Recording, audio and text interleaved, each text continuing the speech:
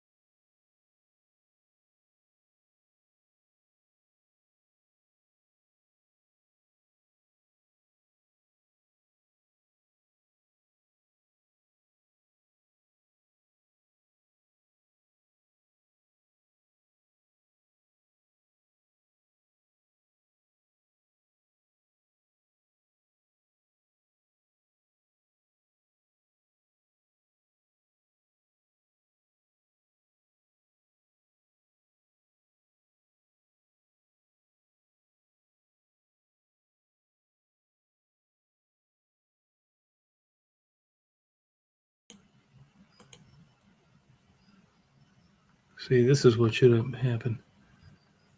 It's my fault. There were 2 pages open.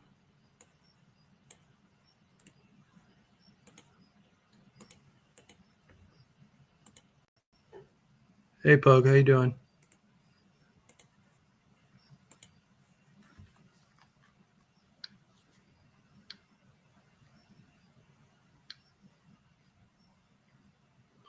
There were some people on, but what happened is 2 pages open. Sorry about that. I was doing some other things and I minimized it. And then when I went on, oh, you hear me now? Yeah, it was my fault. 2 pages opened up. Good. Stephanie's going to be up in a minute. Hang on, I'm going to get something. To the link.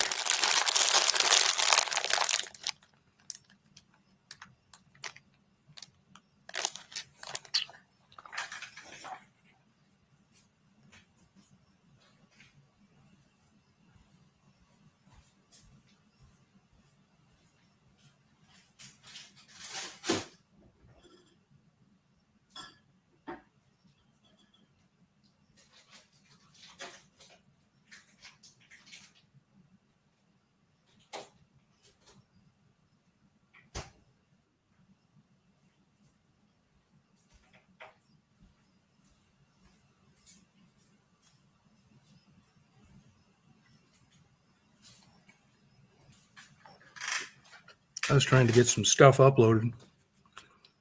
And hey, Steph. Hello, hello. How are you? Oh, I'm good. That thing wouldn't work. Well, I tell you, I don't know why it wouldn't work. I think what happened is I went on early.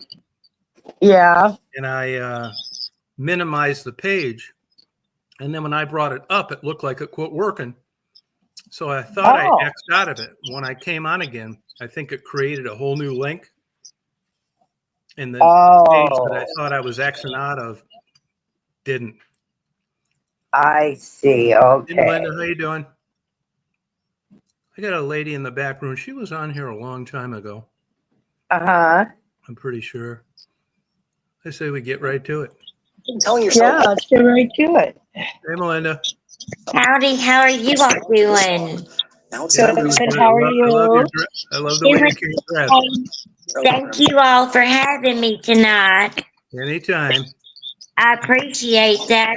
Can I let you all know my YouTube channel name so that people with PTSD and anxiety and depression and seizures and stuff can have a safe place to meet up at and live stream together? Absolutely, sure.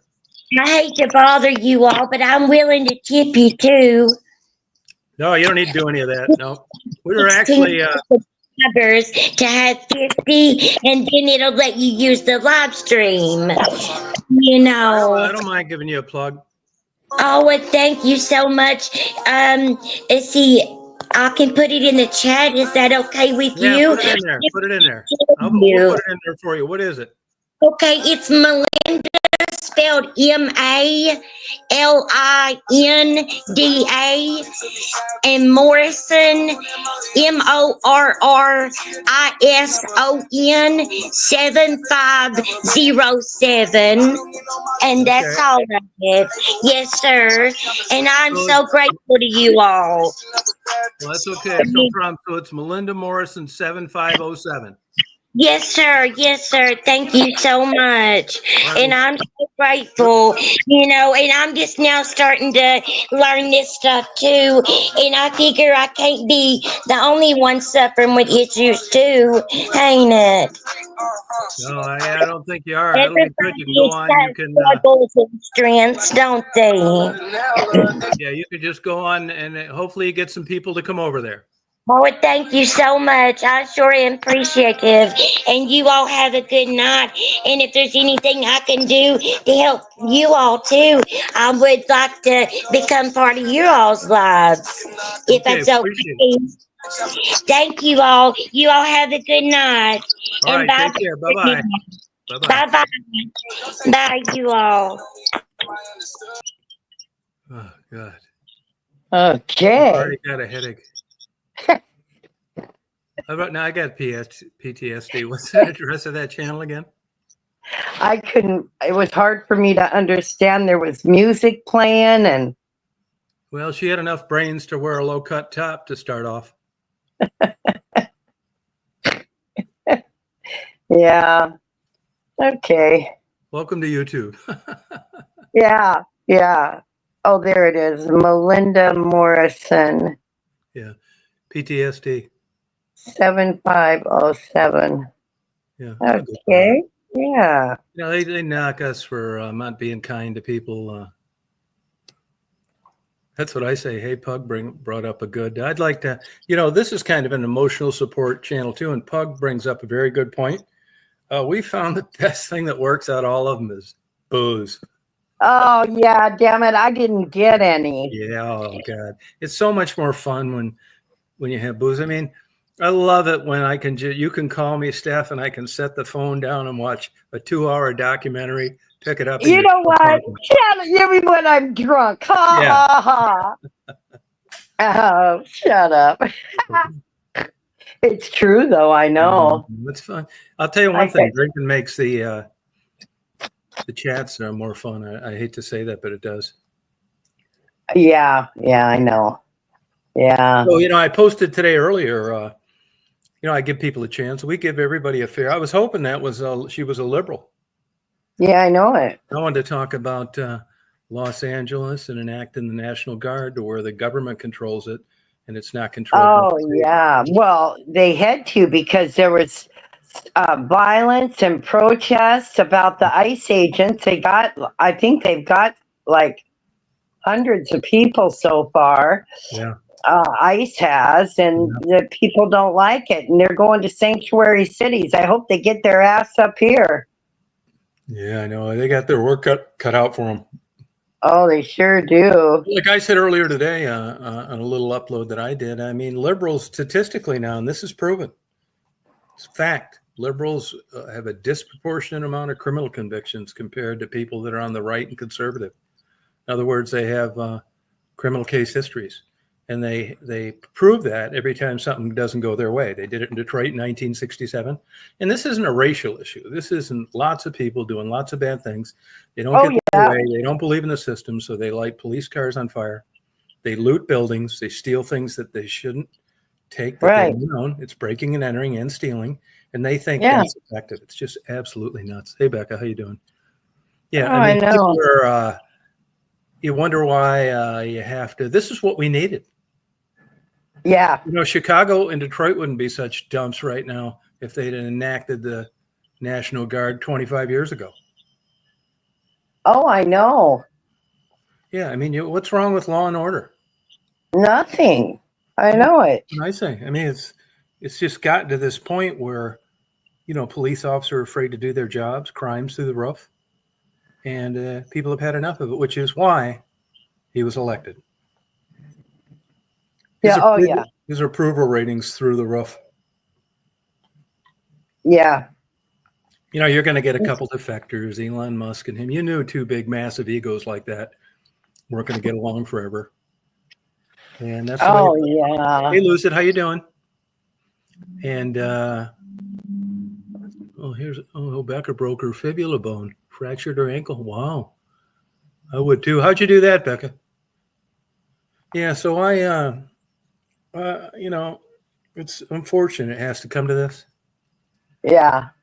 But it's a necessary evil. I mean, you just have to do it.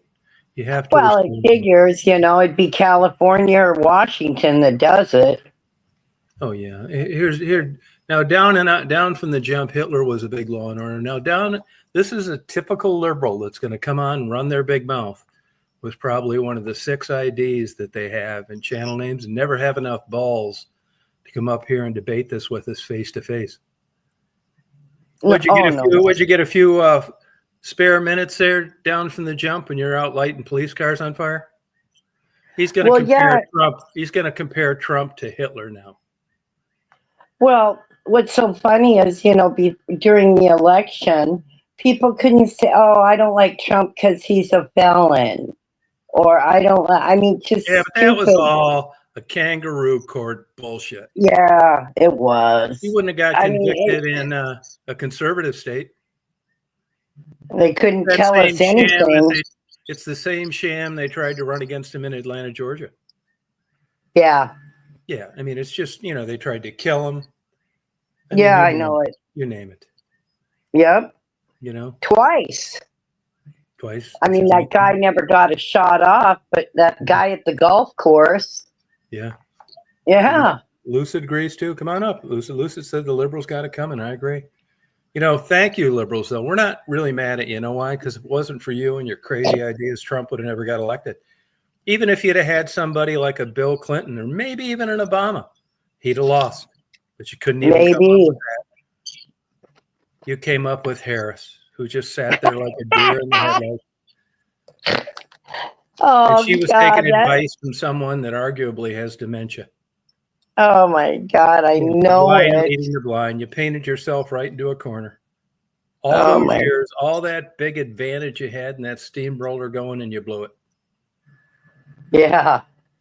Michigan should be changing too. They got that crazy whacked out liberal gumper up there that's had a term limit now. She was kissing Trump's ass and evidently didn't offer a job. And now she's disappointed that he's going to pardon the people that tried to kidnap her. That was another sham conviction. You know, this is why these pardons are coming out. You know, these, if you followed that case, which you probably didn't, you're just going to believe what you heard in the liberal news.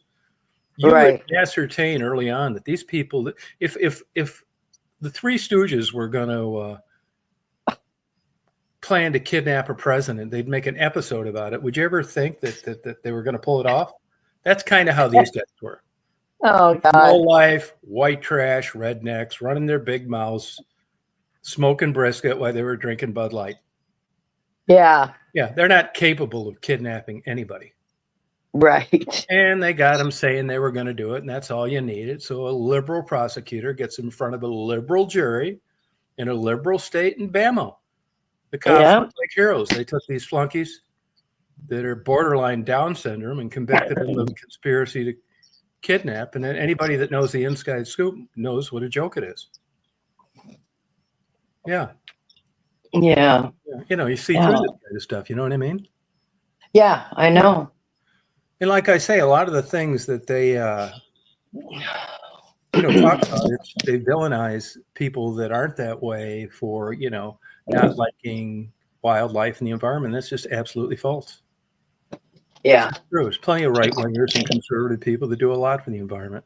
But when push comes to shove, if there's a choice to make, is it going to be the ground squirrels or jobs for 100,000 people? It's going to be the jobs for I know. 100,000 people. Yeah, we're not building factories because of ground squirrels. Period. I know. Isn't that crazy? Yeah, nuts. Or let's just leave 10,000 acres where there's shit tons of oil because the fucking snail lives there. Yeah, I know it. Yeah, no, that's not happening. so crazy. I mean, in a perfect world, just like your marriage, your job, your house, everything else the liberals been involved in, it's the same way at the level of the federal government.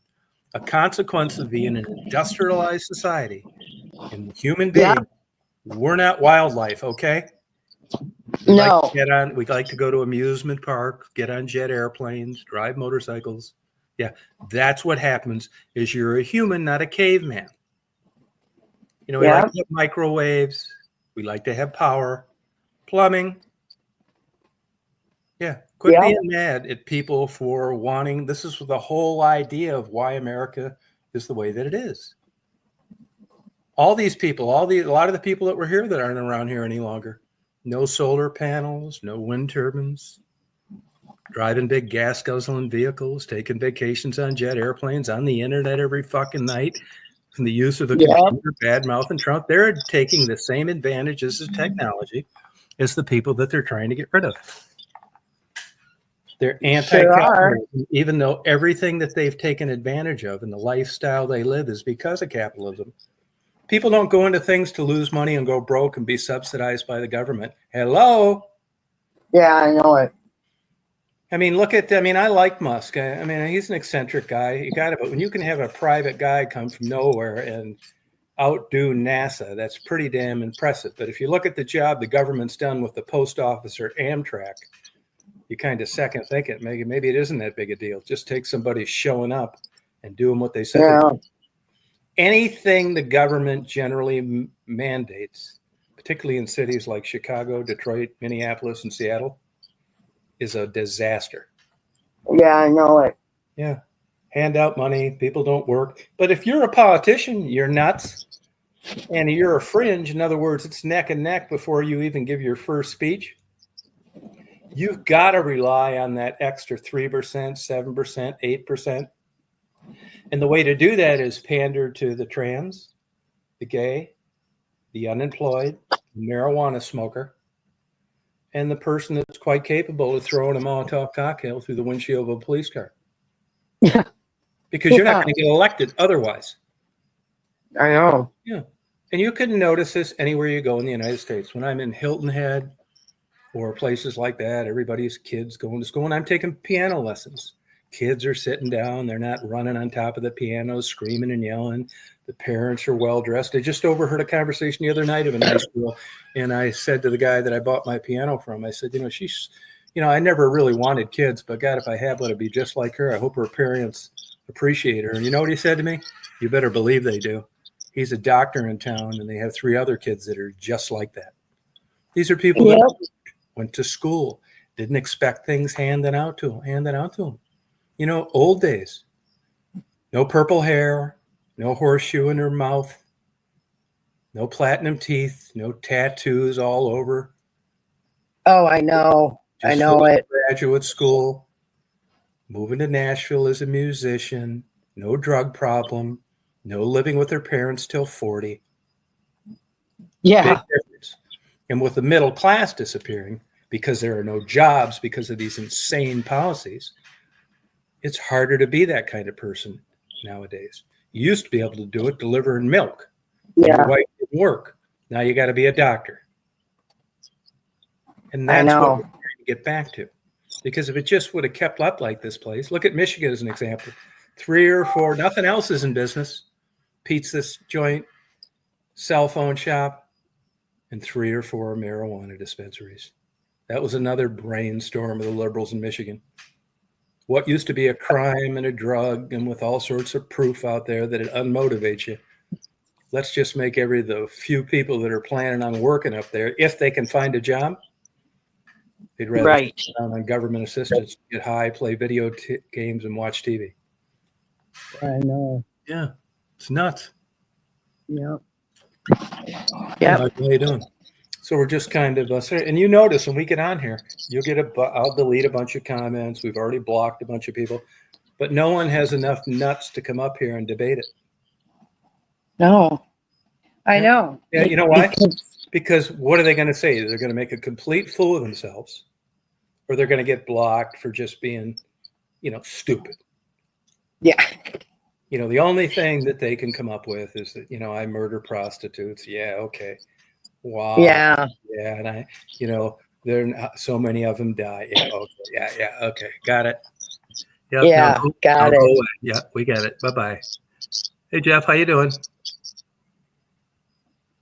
Well, that's not working out at Michigan at all. Actually, as it turns out, it seems to me from what I've read and people I've talked to that it's went full circle. There's so much bureaucratic red tape. You can't deposit the money in a bank. You got a bunch of dope smokers working for you. Where do you think that's going to get you? Hey, let's open a marijuana store and have everybody smoke marijuana in their lunch hour like they do in Seattle, right, Stephanie? That's what they do in Seattle. Let them smoke dope on their break. What a bunch of motivated, successful people. Yep, I know it. Maybe a couple 3/4-inch nails through their forehead, one through their lip, and just get high.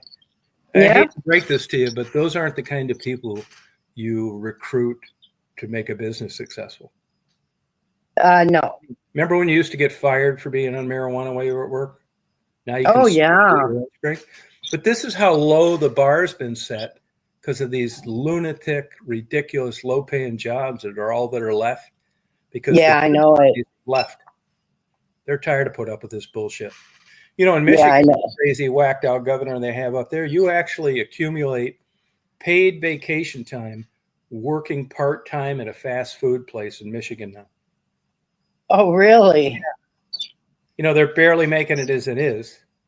Uh-huh. Give them paid vacation time. Kids that at one time used to work there for some experience so they could put it down on a resume. Exactly. Better themselves. Mm-hmm. But if, you're catering to a big group of people that are fringe, that's what you got to do. When in Rome, do as the Romans do. And that's exactly what these crazy liberal governors have done in the past. Granholm did the same thing. She damn near single-handedly put Michigan out of business herself. And now you had another Whitmer. Not as bad, but if she had it her way, she'd be paying, you pay $38 an hour to kids working part-time McDonald's for labor. I mean, that sounds good to everybody, and it gets you elected.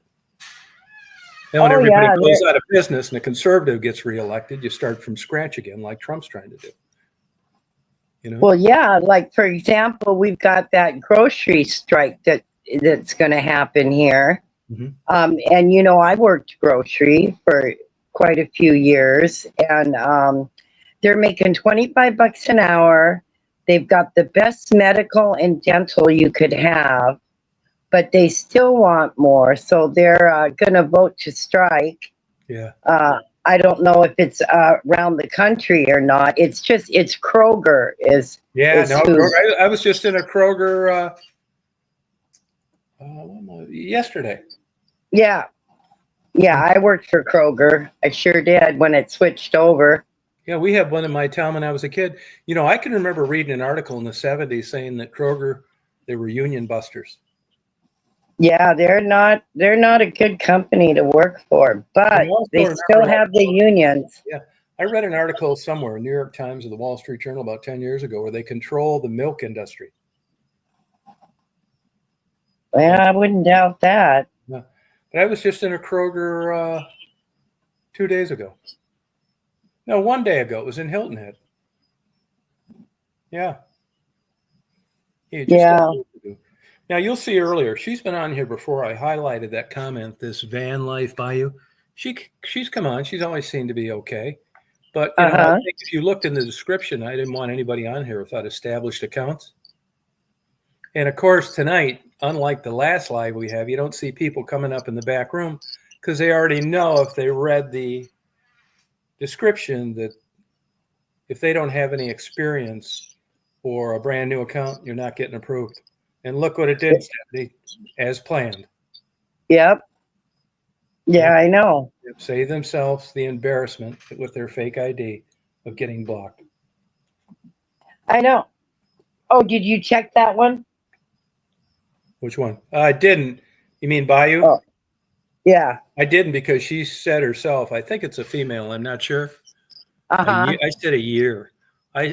She said, sorry, that counts me out. So that she said that before I was even live. So the only where she would have read something that pertained to was in the description. I know. Yeah. Well, it's mission accomplished, which is why I highlighted it. If you're coming on here and you've been on and off for a year or two and you don't have an established account, that just speaks volumes. I'm not saying that they're all bad, but by and large, it's not worth taking a chance on. No, and especially the real new ones. I mean, people, I guess they're ashamed of who they are, so they want to pretend to be someone else. Yeah, they want to come on. They don't have enough balls to come up here as their self. I'd have more balls if Chris tried to come on.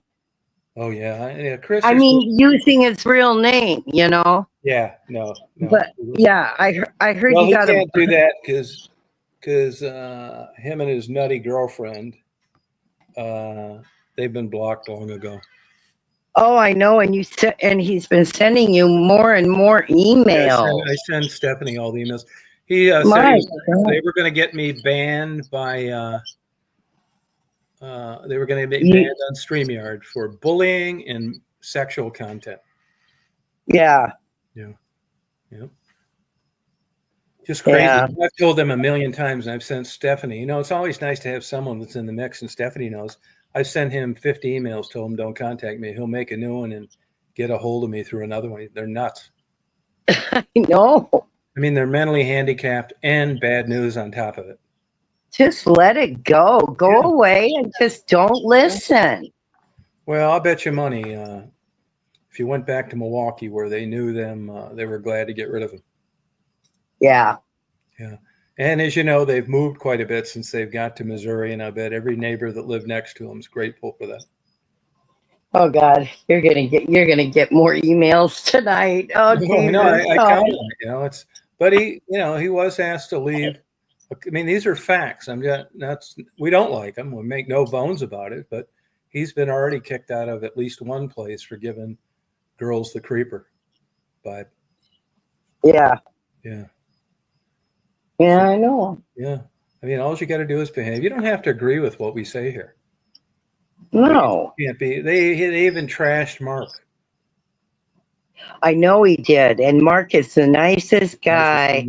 But see, that's because you guys got rid of him. I mean, he'd still be sitting up here if you were talking about sex or bullying someone. He'd still be here if you didn't kick him out. That's what makes me laugh. Yeah, he'd be here interrupting. Yeah, of course. Yeah. And he'd be. So he just wants to report you now because he's not allowed here. It's crazy. Hey, James, how you doing? Yeah, that's exactly right. Yeah, like we've talked, we don't wish any ill will, but get lost. We don't want them around here. There's been a bunch of those too.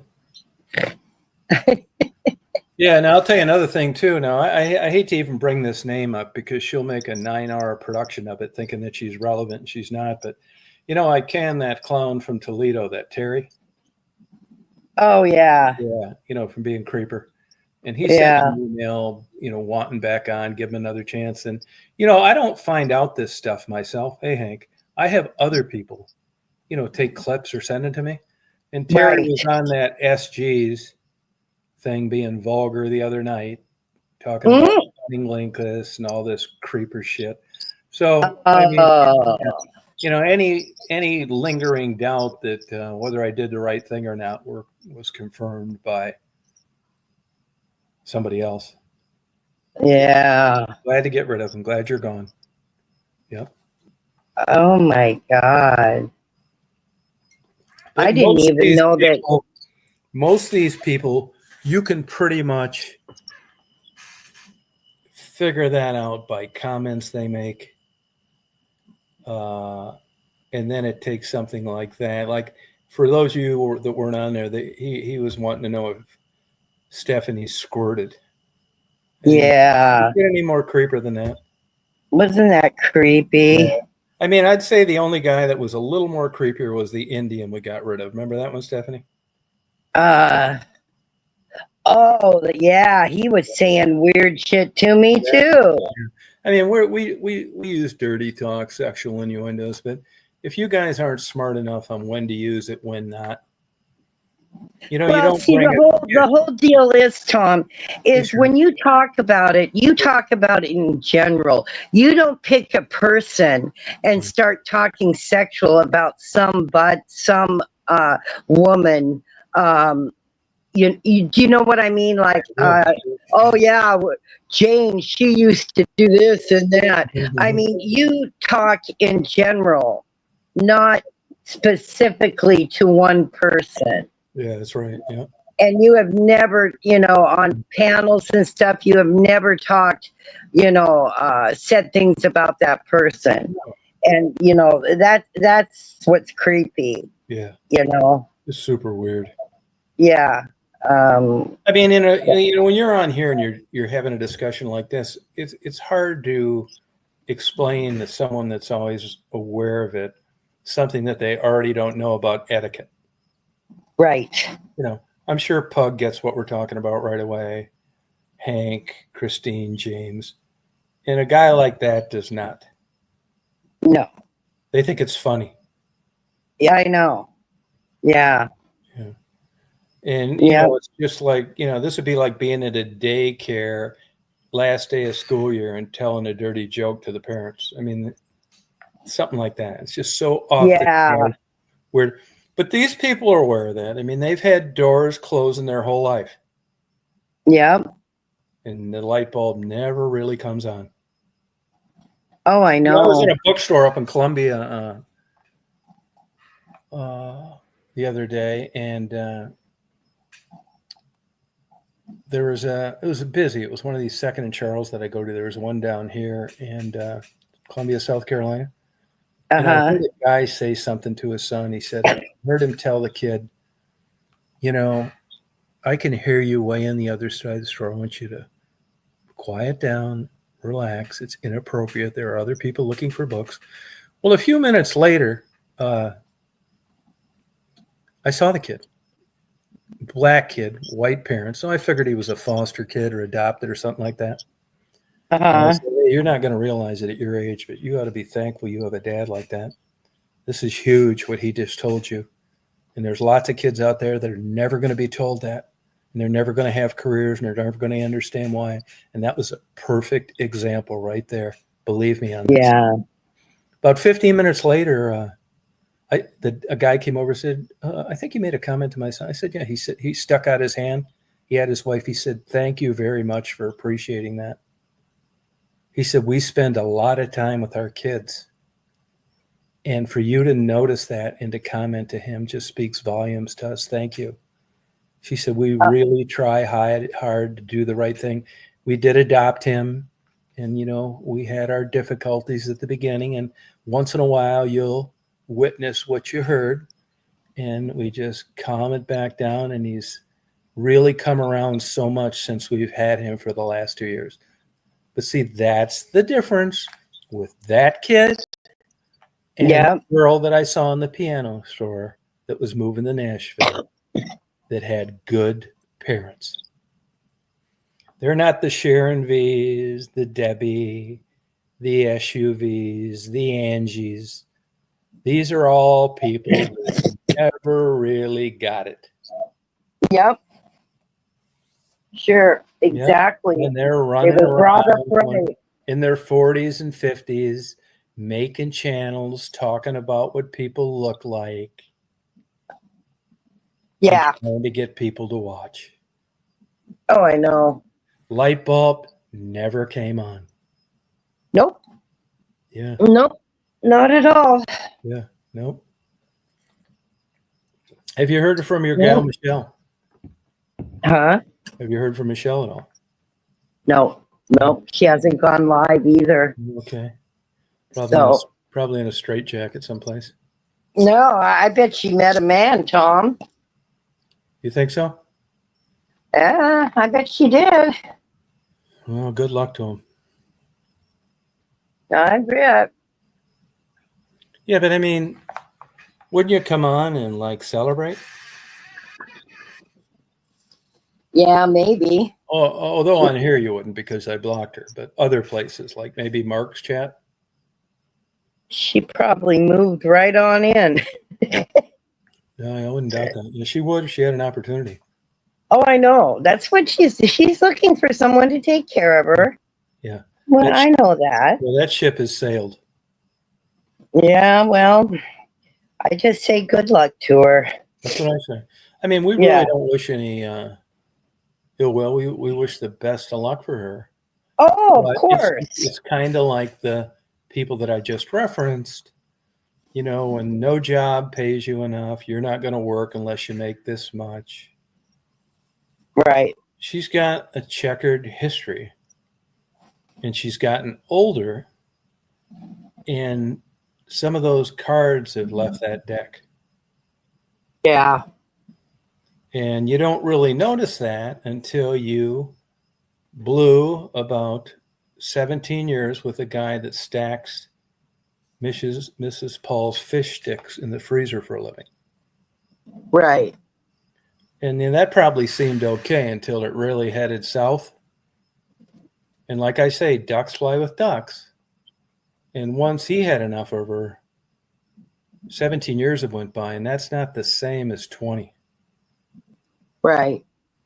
You know, part of the reason for that is men are so much smarter. You know what I mean? When you're her age, you've had it broke off in your ass a couple times, and you're a little. It doesn't mean you can't date, and it doesn't mean that she can't find happiness somewhere. But right. Hang your shingle out there like you're Miss America. You're setting yourself up for a disappointment. Oh, yeah. Yeah. You get on with a career, you start your own life, and if you meet somebody, great. If you don't, that's great too. Right. Yeah, it's not like a commodity and you're putting yourself up for bid. Yeah. I'm trying to think when I stopped thinking I was hot shit. Can I guess? Yeah, go ahead. 34. What? 34. Oh, God, no. My 30s were wonderful. Oh, my God, no. I'd say maybe 40-ish. Maybe 45 at the latest. 45. When did you notice the interest dropping off? I'd probably say my late 40s. Was it that noticeable? Yeah, I just, I couldn't meet any nice men. And then I just, just worked, full-time job, part-time jobs, and then just focused. And then that could be it. But I think part of it is too, is at that age, your estrogen was already taking a dive for a while. Yeah, it probably was. Yeah. And it just kind of makes you, between that and human growth hormone, it's why, 70-year-olds out like staying up till 4 a.m, going straight into work. You don't have the energy you did when you were younger, and you don't have the hormones. I mean, that'll make you do a lot of crazy shit. I mean, it makes elephants and deer and all sorts of shit kill things and kill their babies and run into. Oh, yeah, I know it. I mean, I think that's got so much to do with it. Yeah. Did you ever actually just consciously throw in the towel where you just knew this, my dating days are probably over? I'm talking about right up until you got the bag of dildos. No, I would just think, if it happens, it happens. But it wasn't my focal point. Yeah. I wasn't looking. And I just had the attitude, if I meet someone, I do. If I don't, oh well. That was my attitude. So I think if I would have put more effort into it, Tom, maybe I would have met someone. You know what I mean? Yeah, but why would you pursue something you really weren't into? That's kind of how I've been for a long time. Yeah, I don't know. I mean, I had dates, but nothing ever came of the shit. Right. You know what I mean? Yeah. Yeah, no. Can you imagine like having your brain now in an 18-year-old body? Oh, God. With 18-year-old hormones? Yeah, I don't know. My brain's not doing that great. But it wouldn't matter if you had high hormones in a young body. You'd have a whole new lifestyle. Oh, yeah. Well, of course. If physically you feel good, of course you would. My God. Yeah, now there are people during menopause that can do what's called crossover, where you get horny as hell. You turn into a nymphomaniac. It's the testosterone crossover. That happens with some women in menopause. Thank God I never met one. Yeah, I don't know. It does, yeah. Talk to a doctor about it. Yeah, you can actually you could just be like super horny in your 50s. That's cruel. That's cruel. I mean, what good's it do you? Yeah, I know it. I mean, Stephanie and I talk about this. The people on the Viagra commercials. It's a bunch of bullshit. Oh, yeah. Same with the people on Oprah. They've had the best sex of their life in their 70s. Yeah, you're full of shit. Yeah, I know. It is, and you didn't hardly have any. Yeah. That's what it is. I think it's like inexperienced older people. And they probably married the deadest piece of ass in the world when they were like 18. Then they were married for 50 years and they got a hold of something good. Yeah. That would get you on the show and you actually believed it. Right. But not like normal, people with typical sexually active lifestyles when they were in their 20s and 30s. Oh, no, I know. Yeah. I guess they just say it to, I don't know. Yeah. And, you don't, when you see older people getting together, you really don't know what it's for. It could be total companionship and that's it. That could be a condition of dating. It's like, hey, I'm going to let you know right now. If you think that it's anything other than this, it's not. But then you'll read articles about all the people getting HIV and sexually transmitted diseases in old folks' homes. Yeah, I know it. Isn't that something? News. I think it's false news. Yeah, it probably is. Yeah. Yeah, I think it's something. Unless they're just like, whacked out in mental cases. Yeah. Yeah. What happens if they're young? Think they're 20 years old or something. Mm-hmm. Yeah. Damn well that Cher and some of these other old women, they're still running around like, nothing's changed. Yeah, dreaming. Oh yeah, Cher. What is Cher's boyfriend? Isn't he in his 20s? Yeah, I should Google that. Why do you even, when you got all the money you need, why do you even bother with that bullshit anymore? Yeah, I'm going to Google that because they had, her son Chaz. Yeah, he's disappointed. He was so worried because his mom is just spending so much money on this guy. I'm going to Google it right now. I got to find out. Well, that's the only reason he's in it. New cars and a lot of those deals. Those guys are allowed to go out and bang people that are truly interested in. Just as long he's older than I thought. No, he's 38, but she's 78. Yeah, he's a male gold digger. Yeah, 40 years difference. Yeah. Is it the one that got their sex switched? That's complaining. Yeah. Her you know what they're worried about, don't you? Money being left. Oh, of course. Fuck yeah. And that other son she had from Greg Allman. Yeah, I didn't even know she had a son from Greg Allman. Oh, that's because, he's a big drug addict. He's been homeless. Oh, okay. He's all fucked up too. Yeah, he took after the dad minus the lucky musical. Right, yeah. And it's really sad. Boy, he looks so much like he looks just like his dad. But yeah, drug addict, homeless, and then she had her daughter that was transgender. Yeah. Well, what happened to that kid that David Crosby had with Melissa Etheridge? Didn't it commit suicide or something? Oh, I don't know. There's something weird to that. I mean, who in God's name, even when he was his pet, who would get sperm donated from David Crosby? Oh God, I know. You'd be better off just throwing a paper fucking cup out into the crowd and having them fucking inseminate you after the show. Who would want to have that stupid mouthy pig as the dad? Yep. He couldn't do jack fucking shit. He got so lucky in music. You know, I'm thinking about starting another channel. And of course, Stephanie's going to help. Just calling these fucking old has-been walking corpse musicians out on, you know, still playing and acting like they're young. Daryl Hall. What the fuck? Looks like Planet of the Apes. Can't sing it all. I mean, I guess there's something to where if you want to go and you know what's going on, you can. But I mean, these guys are just fucking terrible. That's another thing I'd like some comments on too. Daryl Hall and John Oates. I still say that, you know, I get why, you know, there's a lawsuit, and I get why, you know, egos, right? You can imagine the egos of these fucking people, which is why they still go to casinos and county fairs.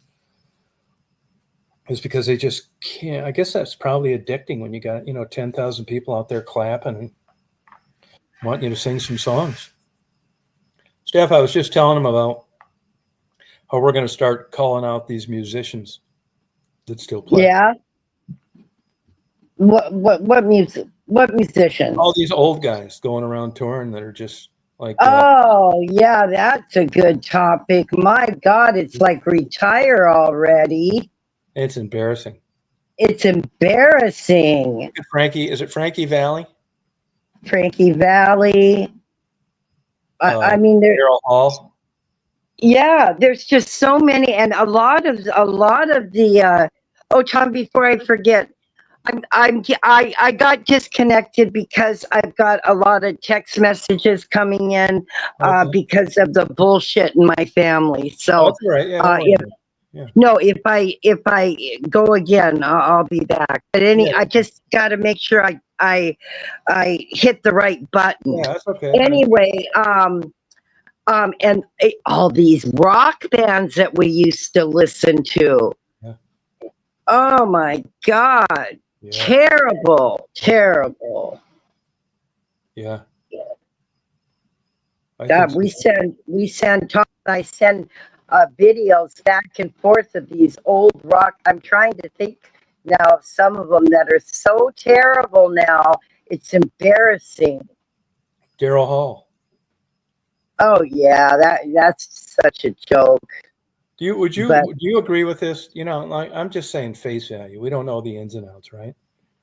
But I think that Daryl Hall could have done without John Oates compared to vice versa. I don't think John Oates could have done Jack. You know, I get in arguments with people about this all the time. I liked America, kind of a bubblegum bullshit thing. But when I was coming out, I heard Horse with No Name, Tin Man, all that fucking shit. Went to some times in concert. But Dan Peake left early. He was a religious guy that turned into a religious kook that was a druggie. And everybody talks about, you know, when you like somebody, you're biased, right? It's subjective. That America wasn't shit since Dan Peake left. Not true. What has Dan Peake done since he left America? Nothing except sing old America songs that he didn't write. Dewey Bunnell or Gary Buckley did. Same with all these people, man. Jim Morrison, it just goes on and on and on. When the star kicks the bucket, Jim Morrison was a good guy, a druggie, nuts. But he was the type guy to where if Jim in a, you know, drug-laced, alcohol-binged fucking poetry writing session wrote some great lyrics, he didn't give a fuck. He got credit for them or everybody did. He was a good guy, And it's pretty damn obvious to me that he credited them with, some kind of input in the song. Now, Mark, as a musician, he claims that Jim did the lyrics and they added the music. Well, lots of people can add the music. Point being, none of those guys from the Doors did absolutely jack shit after Jim Morrison died. Right. Nothing. No, they didn't. Paul Simon, Art Garfunkel. I mean, Paul Simon was 95% of the two. Yeah. Oh, that's right. Yeah. Art Garfunkel sang remakes. Right. That ugly fucking homely son of his for a couple of years. That didn't fly. That's another thing too. And it's kind of refreshing that just because you were a superstar, it doesn't mean you can bring your marginally talented offspring in and pass. Yeah. Phil Collins' kid, Eddie Van Halen's kid, Art Garfunkel's kid. There's a fucking million of them. David Crosby kids. They're all mediocre. Frank Zappa's kid. Now, they're going to say, oh, yeah, what are you talking about? You don't know. They're just as good. They're super good musicians. All right, well, tell me where they're playing this summer. Fucking nowhere. Yeah, I know. And if they are playing someplace, it's like at a county fair where it's in between judging the bulls and the pigs. Or they're at the Indian casino. Yeah, Indian casino, yeah. Like 400 seats, 300 of those are comped. Yep. Yeah, you give them $3,500 to play and tell them to get the fuck out of here. Yeah. Yep. That's probably the best thing Mick Jagger ever did from his kids. He's not giving them any money. I mean, it probably is. I mean, I hope it's true. Mick Jagger says he's not giving his kids any money. Why? Well, because he doesn't want them to turn into fucking loser drug addicts and roll like him. Report. Yeah, I don't think he is. I never liked. You can't say one good thing about Mick Jagger to me because I don't like him. You don't like him, and this is true too. You got to admit this is true, and admit it, please. You don't like him in parts because you were never sexually attracted to him. Oh, I don't know about that. No, he wasn't cute. Okay, that's my point. And you don't. But I didn't like the whole group. I never liked the Stones. I never thought they were that good. And I saw him here in Seattle. In the 70s, I think, 77. You weren't a heroin addict. Yeah, true. But I loved rock music. But no, I just thought, oh God, that guy. Oh, he's making me sick. Who would you say the most attractive male singer you ever saw in your life? In a rock band? Yeah. Bon Jovi. He's a nice guy too. Oh, and you know what? He got his throat fixed. Yeah. And you know what, Tom? He sounds okay. He's not embarrassing himself yet. But he is a nice guy. And oh my God, watching Bon Jovi, those videos from the 80s, they are so freaking cute. Oh my God. You really think so? Oh yeah. That was the type I liked too. Did you I bet you liked Eddie Money. Eddie Money, yeah. He was cute he was too. a New York cop. Was he? Oh, I like him more now. Yeah. Yeah, I didn't know that. Huh. Yeah. And were you a Robert Plant fan, Led Zeppelin? No, I didn't like Led Zeppelin, no. How about Peter Frampton? My ex-husband did. How about Peter Frampton? I love Peter Frampton. Yes, Barry Gibb? did. Barry Gibb. Barry Gibb. Well, I like the Bee Gees, but I didn't really think about one I liked better than the other, but I liked the group. That's a no-brainer. Yeah, I liked the group, but I can't. The second one was Andy. Yeah, poor Andy. Yeah, that Victoria principal drove him nuts. Oh God, I know. Yeah, he died. He was so in love with her, but then again, I can't blame her. His cocaine habit. Yeah. You know, he chose to use more than cocaine if he died of myocarditis. What? He used more. He died of myocarditis. He used I don't know. pills along the way. Oh, yeah. And he would not give up that cocaine. She had to leave him. And I don't blame her. You think But that's true? I do. Yes, I do. Because, well, according to the TV and all that, they were really in love with each other. No, that's a shame. But I think more so him than her, though. Yeah, but how much younger was he? I don't know. A lot. Was he? Fuck yeah. I thought Oh so. my- I could have this wrong. Pug, do you know that? Can somebody Google this? I will. I mean, he'd be what, 86 now if he was alive? I mean, Let's see. I think she was like 20 years older or something. 15? Who? Victoria Principal, Randy Gibb. Age difference. Here we go. Oh, let's see. 8 years between them. Oh, that's not as much as I thought. Yeah. Was that Wonder Woman? He was 8 years older than him. Yeah. Was she a Wonder Woman? Her. She was in Dallas. The chat's going to have to help me. She was on one of those series on TV. It was either Dallas or Dynasty or Knots Landing. Okay. It was one of those shows. I love those shows. Yeah, here we go. She was in Dallas. Yeah, she was in Dallas. Yeah. Huh. Well, that's too bad. Yeah. Yeah. But the three Bee Gees that survived, I mean, you're saying that you don't think Barry was more for you than those other two guys? The other two looked almost like, what's going on here? Oh, yeah. Yeah, no, Barry, no, he was good looking, and he was a big guy, too. Good looking enough. Good looking enough, yeah. You know, when they come out and start singing, and, Barry's got this, like, great hair, and the other two are wearing hats. Who was banging the most chicks? Yeah, they had those funny mouths, too. Yeah, they did. You know, my little... What you didn't like about Mick Jagger, just looks like a horse smiling. Oh, God, he was so unattractive to me. Yeah, Carly Simon's like that, and so is the one that played Pretty Woman, Julia Roberts. Just like a mouth that you could, like, use it as a smoothie maker. Oh, yeah, I don't care for Julia Roberts either. I guess she's a real bitch. Oh, really? Well, that's what I've read. I don't know. You know how the tabloids are. Yeah. So, but I never liked her. I never thought she was that great of an actress. I don't know. I thought she was good in Pretty Woman.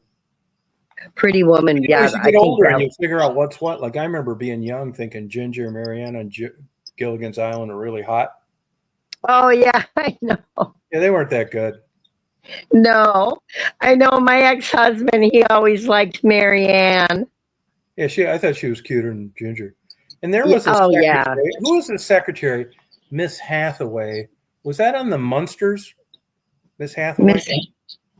Miss Hathaway. Yeah, or was that on the other monster family, Addams Family? Had kind of a deep voice woman. She was like the secretary. Tom, I don't remember that. Fucking body. They dressed her up like an old woman, but she had a fucking killer body. I'll tell you who else had a rocking damn body that they... Oh, Beverly Hillbillies. Okay, thank you. Oh, okay, thanks, Pug. I'll tell you who else had a rocking body, man, that they kind of hid was that lady on the Laugh-In, Ruth Buzzy. Oh, Ruth Buzzy. Oh, my God, she was so funny. Yeah, so funny. And the best body of them all, they dumbed her down too, Mary Tyler Moore. Oh, yeah, we used to watch her show all the time. She just strike you as like the mom of your buddy. Yeah, she did. Sing, dance, all that shit.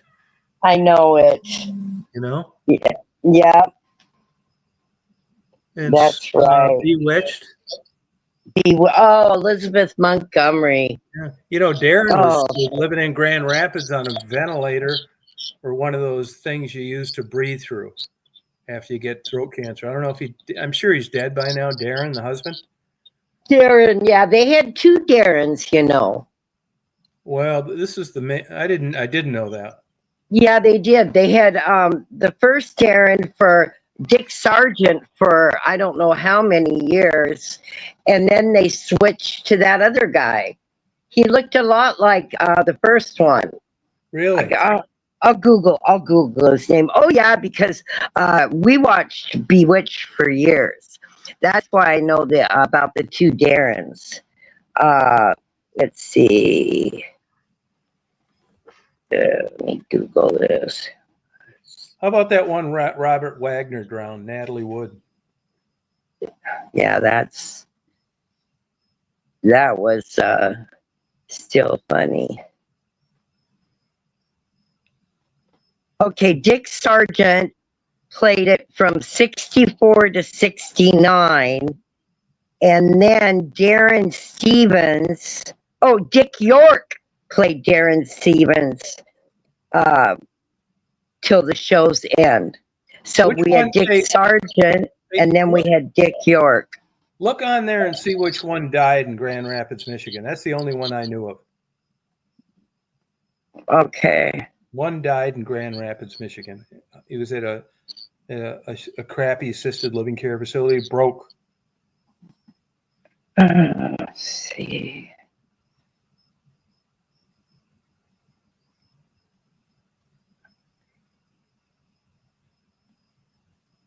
Yeah, I used to watch that show too.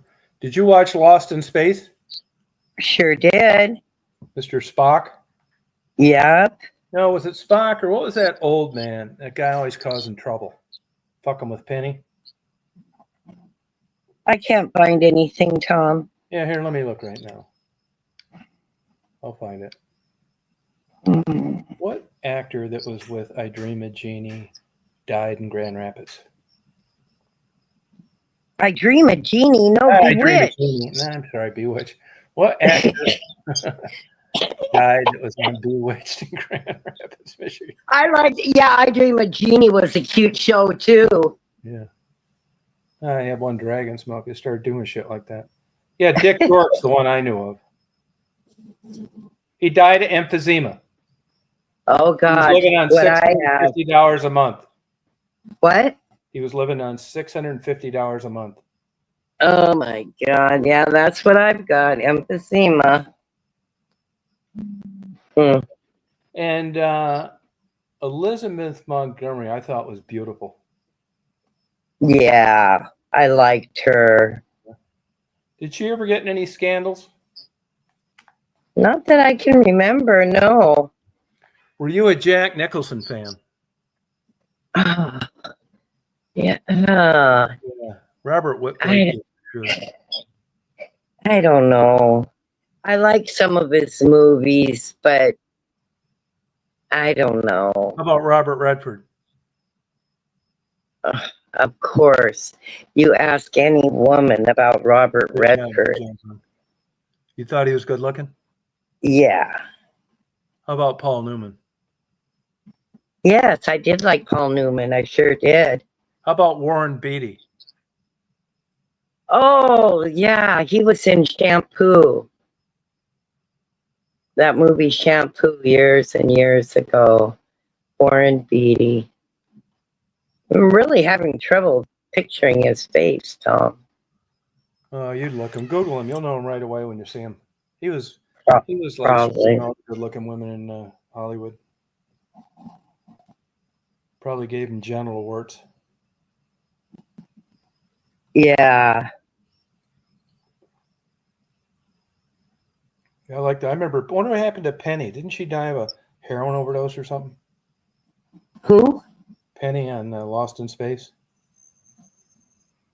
I don't know. Buffy from All in the Family had a drug problem. Oh, yeah, that Mackenzie Phillips. She sure had a hell of a life. Oh, she did? Yeah, remember her from, I I don't know why her name popped in my head, but Wasn't yeah, she Mackenzie was a Phillips? drug addict, and her dad was having sex with her, and Wasn't she a singer? yeah, I think so. Yeah, didn't Wasn't they have she? wasn't there a Beach Wasn't Boy she? connection? Yeah, the Mamas and the Papas. It was one of their daughters. I'm gonna Google her. Who She was the was in a good-looking show. Mamas and the Papas? The blonde, Michelle something. I don't even know how to spell Mackenzie. Mackenzie. Oh, thank you. Jeez, here we go. No, Mackenzie Phillips. she was even a good-looking older woman. She's 65 now. Yeah, I know it. You know who's starting to seem like a real psycho fucking loser? Stevie Nicks. Oh yeah. I mean, I think she fried her brain with drugs. Yeah. She can't even sing anymore. None of them can. Oh, Same with One Day at a Time. That's the show she was on. Yeah. Mackenzie. Yeah, but remember they sang for a while. There were three of them, like a Wilson Phillips and something. Wasn't that her?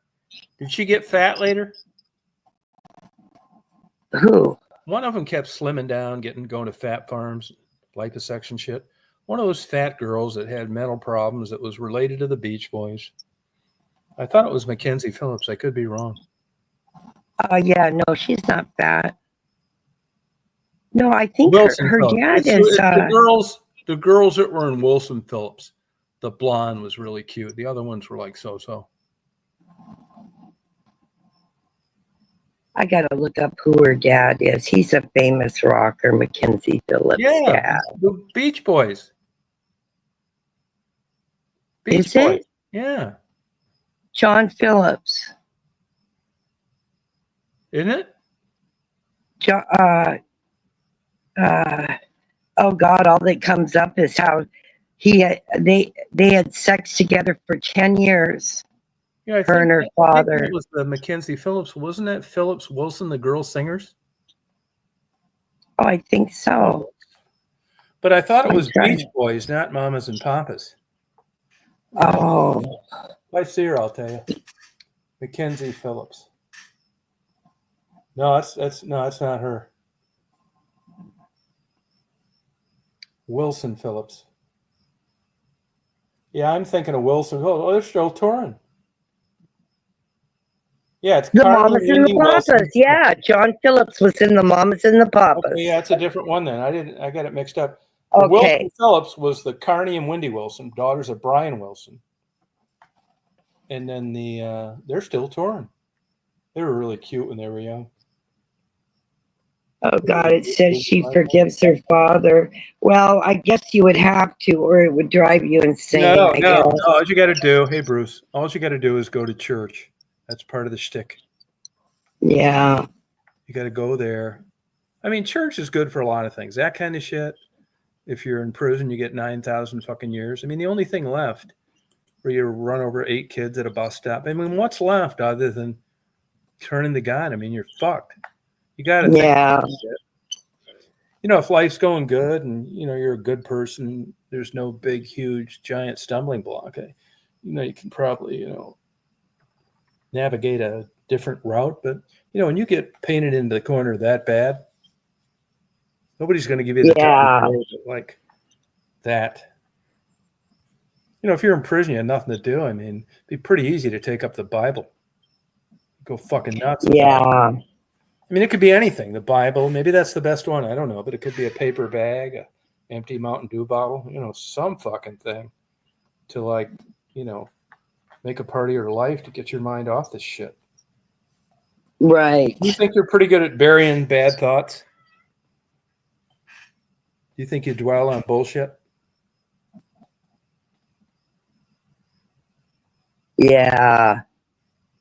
Yeah, which one? You good at getting rid of them or you dwell on bullshit? Yeah. Which one?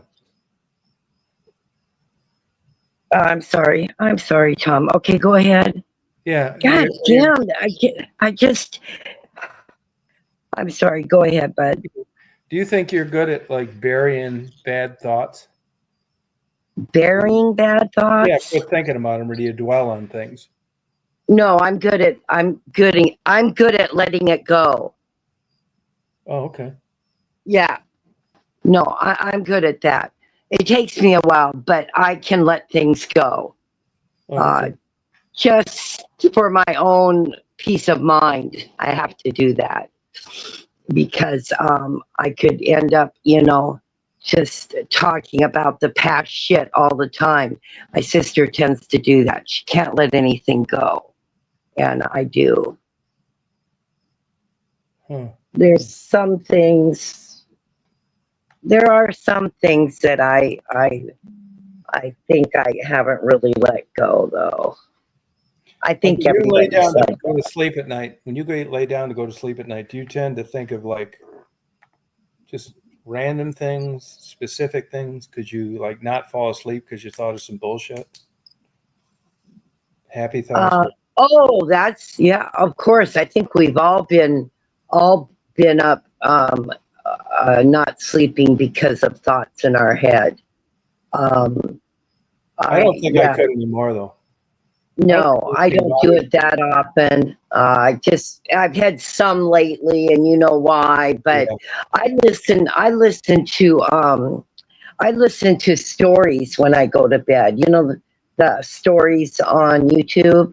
Yeah. People tell stories like stories about, out in the woods, or horror stories about a cabin, stuff like that. Yeah.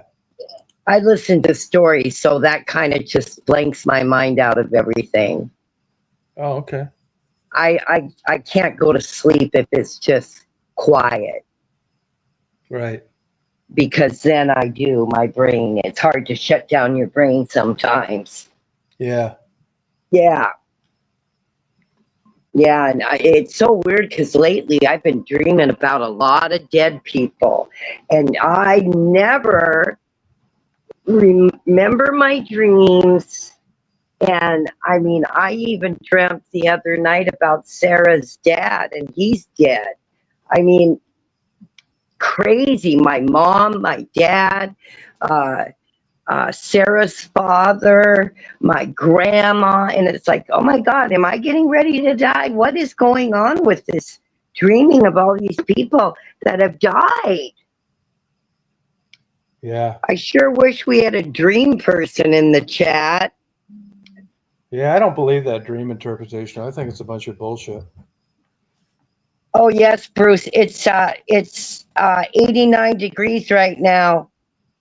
Yeah, real hot here. 90. Got to 90 degrees today. It's terrible. I got my air on. Wow. Yeah. Yep. It was hot here, Tom. Yesterday too. Wow. Yeah. Yeah, I know. My sister worked today, and she said that, man, they were so busy selling all their air conditioners, their fans, everything. Wow. Yep. She got a new air conditioner for her house. She got a bigger, more, a stronger one. You know, I got to give Walmart credit. They don't gouge people like other places do. No. No, you don't. They don't. You know how fucked we'd be now without Walmart?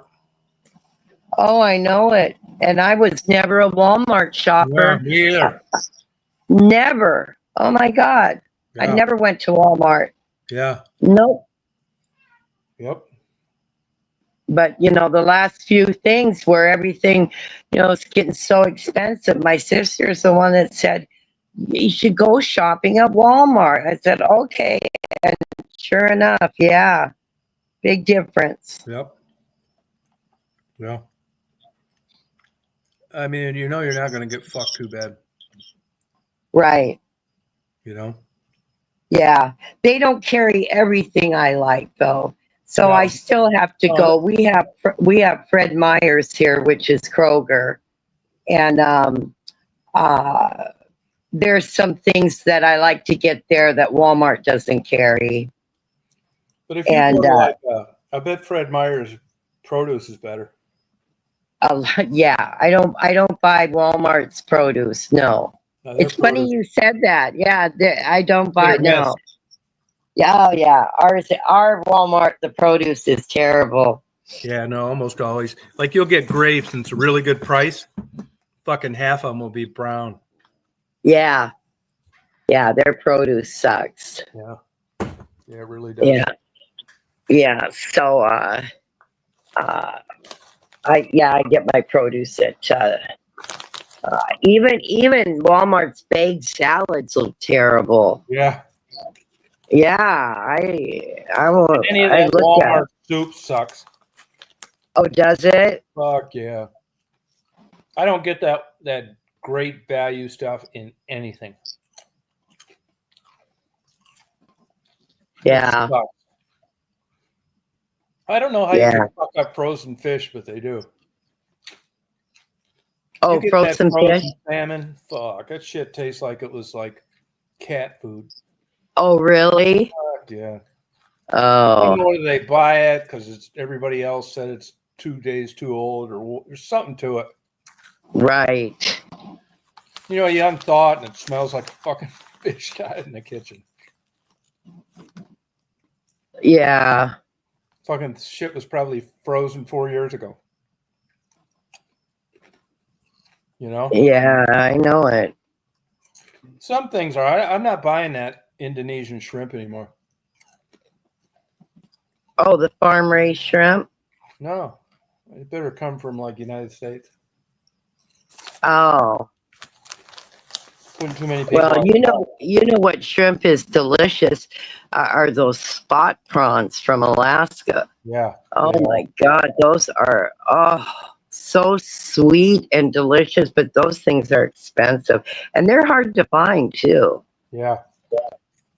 For a while, Aldi's had good shrimp, but they don't anymore. Yeah. That's a bunch of fucking garbage too. What, Aldi's? We don't have Aldi's. Yep. Oh. We have like grocery outlet. Yeah. Do you have dollar store shopping markets? We have Dollar Trees here. Oh, okay.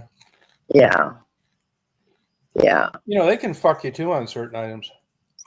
Oh yeah, you can go to Walmart. It's funny you brought that up. I used to get my aluminum foil and baggies and paper towels at the Dollar Tree. Shit. But you can go to Walmart and I got aluminum foil for $1.49. I got my paper towels for $1.99 for 2 of them. I mean, same price as Dollar Tree, and it was so much better. Yeah, some of that cheap ass aluminum foil, you can't even like undo it out of the thing before it rips. I don't know. I like haven't had cheap tape. Cheap tape, you know, you keeps fucking like breaking as you unpeel. Oh yeah, the cheap tape, yeah. When I buy tape, I get the thickest fucking mill I can, man, so I can see that motherfucker when it breaks. Yeah. That cheap shit, you can't even run your fucking finger over it and feel the edge. Yeah, oh God, I know it. I know. That's why you got to buy Scotch tape. Yeah, Scotch tape. Scotch tape. Everything's just so cheap ass shit. Yeah. You know? I know. Yeah. Wiggly, huh? They got those places. They used to have them around here, but I see them. They're like painted over. Now they're like ghetto stores. Oh, yeah. We don't have any of them anymore either. Piggly Wiggly. Oh, my God. What was that? Oh, did you ever have Wigwam? No. Yeah, I remember the Wigwam stores. My grandma loved to shop at the Wigwam. It was a cheap-ass store, and I remember one time she bought me some pants there, and I got them home, and one leg was longer than the other one. And I don't mean by just a little bit. I'm saying maybe 2 inches. Yeah, speaking of that, I don't even see Levi's for sale anymore. Anywhere. Levi's? Jeans, yeah. It's Wrangler and these other brands I never heard of. Oh, I'm sure they got Levi's, Tom. Yeah, where? Amazon? Yeah, maybe there. But I'm talking about a department store. Oh, gosh, I haven't been in a department store in a few years. Yeah, Amazon probably does. They sell some junk though too, you know. Yeah, well, I did go to the super mall. I did go there at Christmas, but that's the last time I've been in a shopping mall. And oh my God, I used to love to shop. I'd go every week shopping at the mall. Yeah. Yeah. Yeah, I remember that. But no, see, Amazon has made it just way too convenient for us people. Yeah. Make us more lazy. But well, I mean, you pay up the ass to have that service. If you go on there and you look at the same shit on eBay, eBay is cheaper. Oh yeah, you got to shop around, sure. It's cheaper on everything eBay. You know, they've been pissing me off though lately. I have that Prime, and those fuckers will, like, you know, order Prime tomorrow delivery, which I don't really give a fuck. You know, tomorrow, next day, I don't care. You know, it's not a big deal to me. But it'll be like gonna be here. I'll order it like coming tomorrow, and you wait for it tomorrow, and you'll get a thing now delayed till like fucking Wednesday or some shit. Do you have that now? I've had that only happen one time. I had a delay, but usually I've never had a problem with Amazon, and it's so easy for me to exchange if I want to. If I don't like what I got, will they pick it up? No, we have to take it to the store, but it's right in town, and you just drop it in, you get a ticket, and you're done. What a pain in the ass. Why the hell can't they pick it up? Well, maybe I never looked into that. Yeah, there's stuff I just throw away because I don't want to fuck with it. Oh, yeah. If I didn't spend a lot of money on something, like one time I ordered Mason a T-shirt and it came and it was like for a baby. Yeah, they say that a lot about their clothes too small. Yeah, and so I just gave it to the neighbor boy. It's a cool soccer shirt. I bought books on eBay before. Uh-huh. Now get the motherfucker and unwrap it. It's for like ages 6 and under. Oh, Bruce, I know. I wish we had Waffle House. We don't have it over here on the West Coast. I know. I wish we did. Budget place like that, though. There's got to be some chain out there like Waffle House, isn't there? Denny's. Oh, you still have those?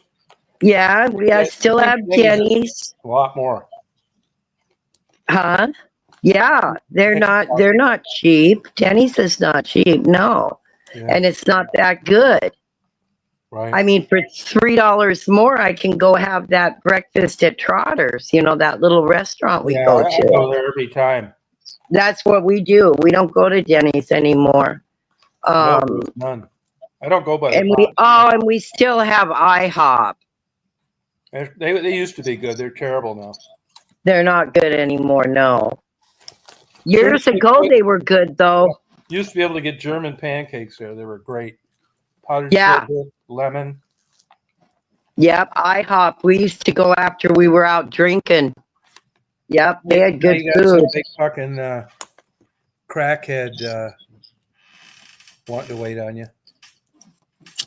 Now, here's somebody wanting to come up now. This what's this fucker's name? God something. God TV radio. But it's not a real face. What is it? It's called God TV radio. That's what it's called. Oh, let me see if he has all a one channel. word. At God TV Radio.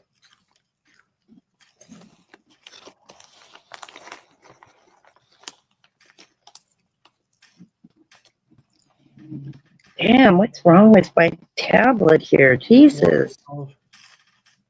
Okay. Why doesn't he type in the back and talk to you? Yeah, well, I ain't clicking on these fucking things. I got fucked on that before because I don't know how to make them fucking talk without. Here, let me see. Here's God. Oh, I found it at God TV Radio, Brett Ken Show, 110 subscribers. How long?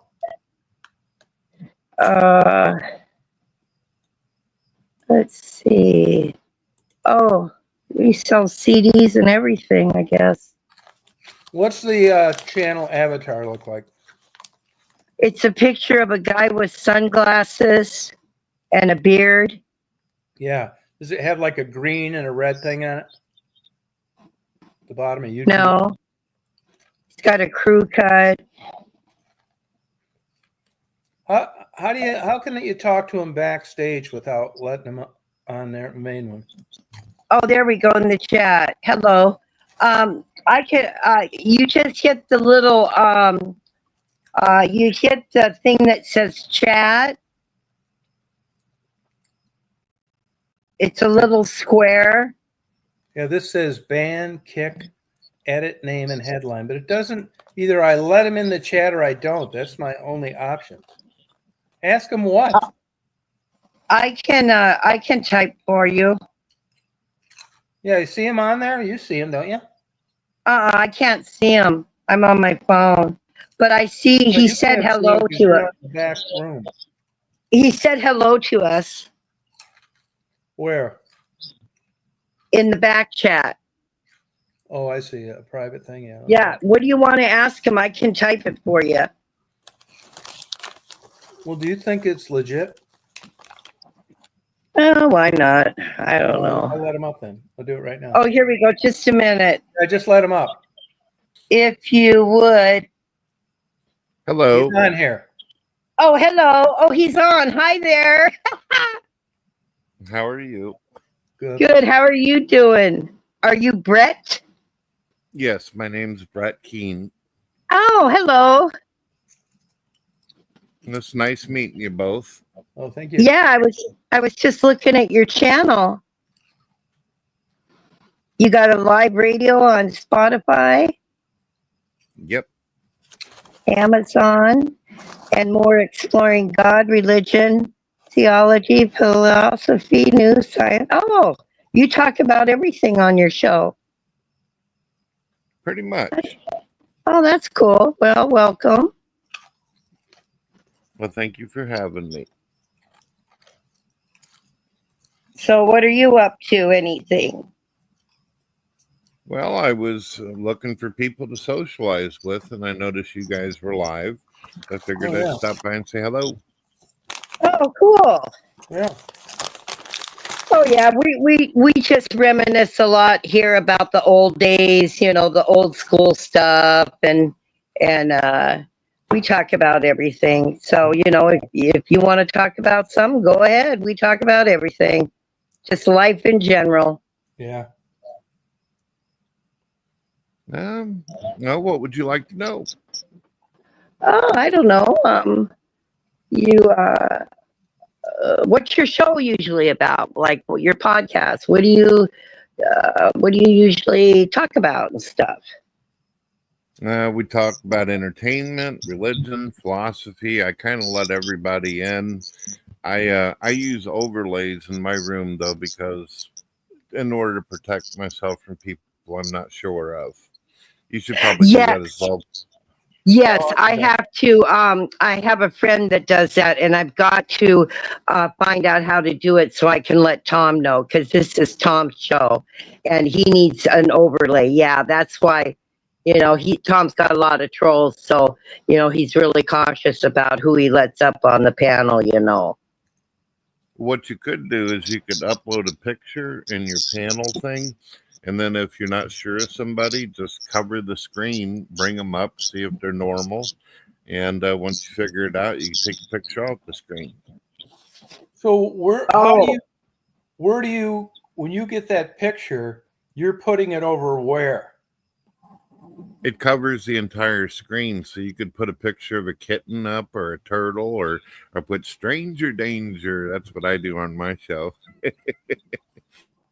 So, but like, so you click a tab. So like I could put up your picture to cover the whole screen too, if I wanted, right? You should see, since you're using StreamYard, you should see a button called Media Assets. And in there, you can put videos in there and pictures and just cover the screen whenever you're not sure who you're dealing with. Is that under settings? No, it's going to be on the right side of your screen where your private chat and comments are. Oh, yeah, media. I see it. Media assets. Right. So you click on that. And then, so once you, overlay. Yeah, just upload any picture that you like. There you go. Now, does that cover it? Is it covered now? You have to click on the picture once it's uploaded. See, I don't really, I didn't upload a picture yet. I'll have to do that. Oh, yeah, you can upload anything, Tom. Yeah, will that stay there all the time? Yes. Oh, thank you. Yeah, I'll have to try that out. Yeah, thanks, Brett. I didn't know how to do it either. I was going to ask my friend. I forgot. Here, let me try it right now. Upload a picture of petrified wood. Does it have to be like a tiny photo that I'll have to resize? Or okay, so I got one here right now. Oh, like that. There we go. Oh, I see. See, now we're all covered up, Tom. Oh, thanks. So see, you can put that up and then bring that person on the stage. Yeah, thank you for telling me that. Yeah, thank you. Thank you so much, Brett. Yeah, there you go. Now you got protection. Brad, do you have a problem with people coming up and like, putting porn bombs and stuff? Yes, I'm a Christian and I talk about God. I get a lot of non-believers who come in and they'll pretend to be nice and then put a ding dong up on the screen or something like that. Oh, yeah. So it is what it is. It's always a ding dong too. It's never anything good. Yeah. That's true. It is always a ding dong. Oh, jeez. That's what we got. That's funny. Yeah. Oh. What denomination are you then, Brett? You Catholic, Baptist, what? Well, I'm kind of odd because I agree with a lot of denominations on many different topics, yet there are some topics I don't agree with. So I call myself non-denominational because it's more of a, I don't know if it's good to say a safer type of position. Yeah. So do you go to church? From time to time. Okay. And do you I got a lot of really famous preachers and ministers that come on my show all the time. Yeah. So since that started happening, I haven't frequented a church as much. Besides, the nearest church for me is like 50 miles away. So it's better social media wise. Yeah. Now, do you get the people that come on your show? Are they, from different ideologies with regard to their faith? I mean, would you ever have a Catholic on one night and a Baptist on the next? Yes, I've had people of all different kind of faiths and non-beliefs come in, including Muslims, Hindus, you name it. Good you ever stuff. Have them on all at once? Yes, and things can get exciting. I believe it, yeah. So like the core beliefs, like I'm assuming as a Christian, you believe Jesus is the Son of God. Yes. Okay. And what Bible do you use? Well, I like to use a couple different versions, especially when dealing with certain people. Some people are fully King James. Some people, they go even older than that. Some people do, well, there's a list of them out there. So whatever it is, a person feels the most message out of. Uh-huh. Do you believe in deathbed repentance? Can you say it one more time? You were kind of quiet. You believe in deathbed repentance? It depends on the person, but I would probably, it'd be best to answer that with, it's what God knows in their heart. I'm not the judge of what happens with people. Uh-huh. How about the death penalty? Well, I do think that if someone does something really like atrocious to a child or a woman and all that, then yes, I think that it's fair. Thank you. How about abortion? Think that it's wrong. I think that an innocent baby didn't do anything wrong. However, I am open to, if a woman's going to die in the process and there's a health condition, that I'm not as stringent. Yes. So you Yeah. don't think that all sin is equal? Some Christians that I've talked to, they believe that blasphemy of the Holy Spirit, denying the Holy Spirit, is something that can get you. But the Bible does say that, God knows what's in your heart and what's going on in the moment. So might be a possibility that 100% of all sins are forgiven. Yeah, if he knew what was in your heart, then why bother reading the Bible or going to church at all? Well, I think that going to church for some folks and reading the Bible, it helps us to be able to get stronger in our faith and be able to understand and have a better relationship with them. Okay. So you know then the Jews going to hell. Well, I don't know about that. Why do you say that? If he doesn't believe that Jesus is the Son of God, he is. Well, I don't know what their walk is. There might be a Jewish person where when I meet them, they may not believe in Jesus, but down the road they do. I don't know. Somebody could have a personal experience. Okay. And how about treating the body as God's temple?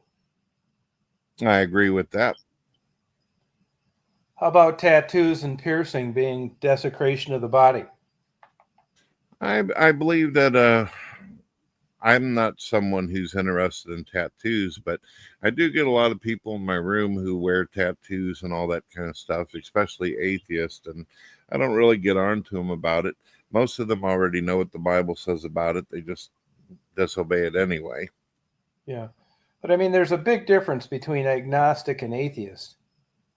I mean, if you're a Christian, you can't really prove it. And an atheist really can't really disprove it. Well, I think that the Christian has some advantages, especially when using science and a more rational position whenever it comes to it, as opposed to atheist.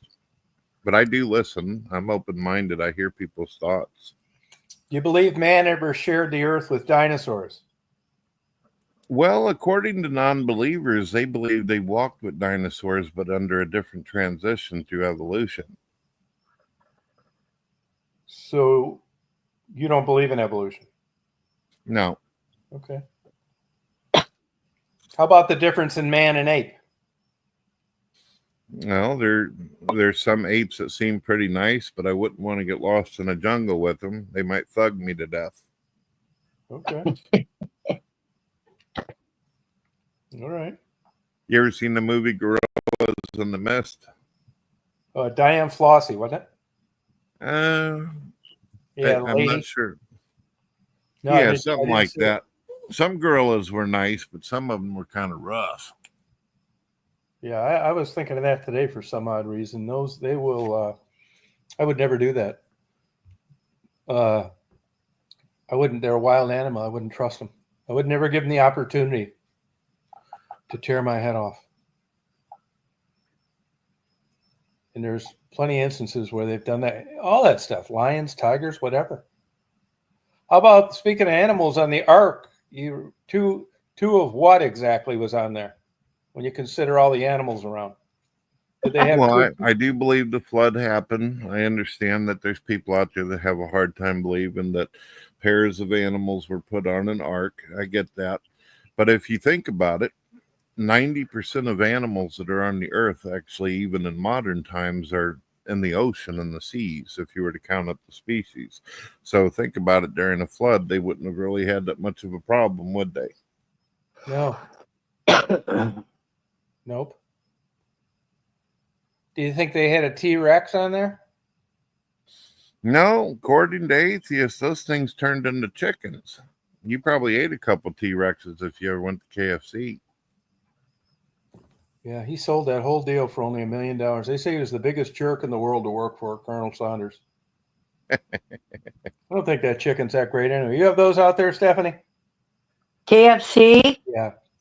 Yeah, but my God, they've gotten so expensive. Really? It's ridiculous. Yeah, I haven't been to one in a while. I get better chicken at my local grocery store from the deli. No, I bet you do. Fried? Yeah. Huh. Yeah, I'm surprised they're still around, really. Yeah. What else I want to ask? How about baby baptism? Make any sense to you? Baby baptism? Yeah. As far as baptism goes, I'm not real stringent on that, but I think that somebody should probably consent to it. They kind of have to accept there's some words that need to be said depending on what denomination you are. But I think that a person can actually get to heaven without a baptism. And so if you think that, then it really wouldn't matter to you whether it was full immersion or sprinkle. Yeah, that's for me. I'll give you an example of something why I think that. Examples like with the thief on the cross and also all the people of the Old Testament, it doesn't suggest or imply that they ever got baptized. Moses never got baptized. Yeah, but who cares in the Old Testament? Well, Christians and Jews do. Well, Christians are covered in the New Testament, the New Covenant. Yeah, but they still believe God's in the Old Testament as well. What about homosexuality? Well, I'm one of those type of folks that says, you know, what you do in your bedroom is your business, just as long as you don't publicize it. We're good. Yeah, but that's not what the Old Testament and the New Testament says. Yeah, the Old Testament's definitely more stringent, especially during the Levitical times of ancient people. So do you believe the Bible's false or true? I believe it to be true. If it's true, then why would you feel that way with regard to what people do in their own bedrooms as their own business? Because it is their business. If God wants to judge or bring wrath upon a person, that's God. That's his choice to do it. But he is going to do it according to the Old Testament. I mean, he gave pretty good examples in Sodom and Gomorrah. Right. So if that's true and people believe in it, at the minimum, it would be a bad idea, even though they're doing it in the confines of their own bedroom, probably, right? You know, lots of people do things that don't make God happy and all that, but I'm not going to, as a Christian, run around and put my finger in people's face and tell them how to live their life. Everybody's a master of their own destiny. If you're friends with these different people that come on from different religions, or even Christianity, Catholics won't let homosexuals take communion. Do you think that's wrong? Well, I'm not a Catholic myself. All these different religions and denominations, they have their own rituals and traditions. Should a Christian homosexual be allowed to get married in the church? There's some churches out there that are very liberal that are welcoming to that and support that. But it isn't backed by Scripture. If we based it on the Old Testament and some of Paul's writings in the New, most likely not. Yeah. And you know, there's theories out there Paul was gay. I'm not really sure about that. Well, he was never married and talked very negatively about women. And most of those Pharisees had wed along the way. You know, he wrote over half the letters in the New Testament. Yeah, he wrote a lot of content. But I don't think that I'd necessarily think somebody's gay just because they're not in a relationship. No, I'm with you. Yeah. Well, I wouldn't either, but I don't believe it either. But when you add it all together, he was painted as kind of being very sexist. He wasn't really fond of women. Now, I've read other accounts where what he was bothered by was them talking during sermons.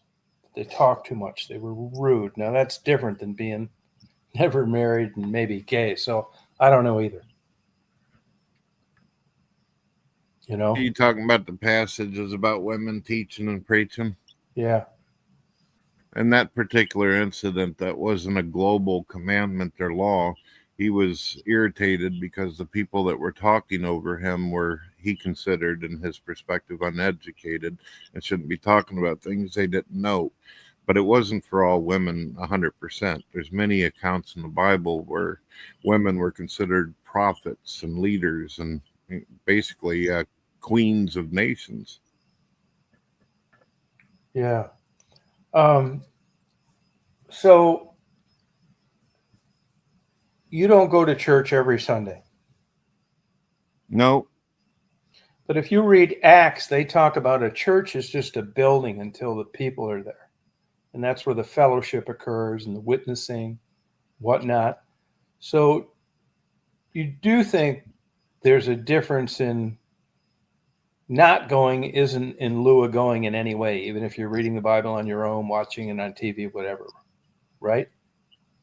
That depends. I mean, right now we could actually consider this fellowshipping. There's 2 or 3 gathered together, right? There's 3 of us, unless she's off somewhere. I'm here. I'm just listening. Do you witness to people?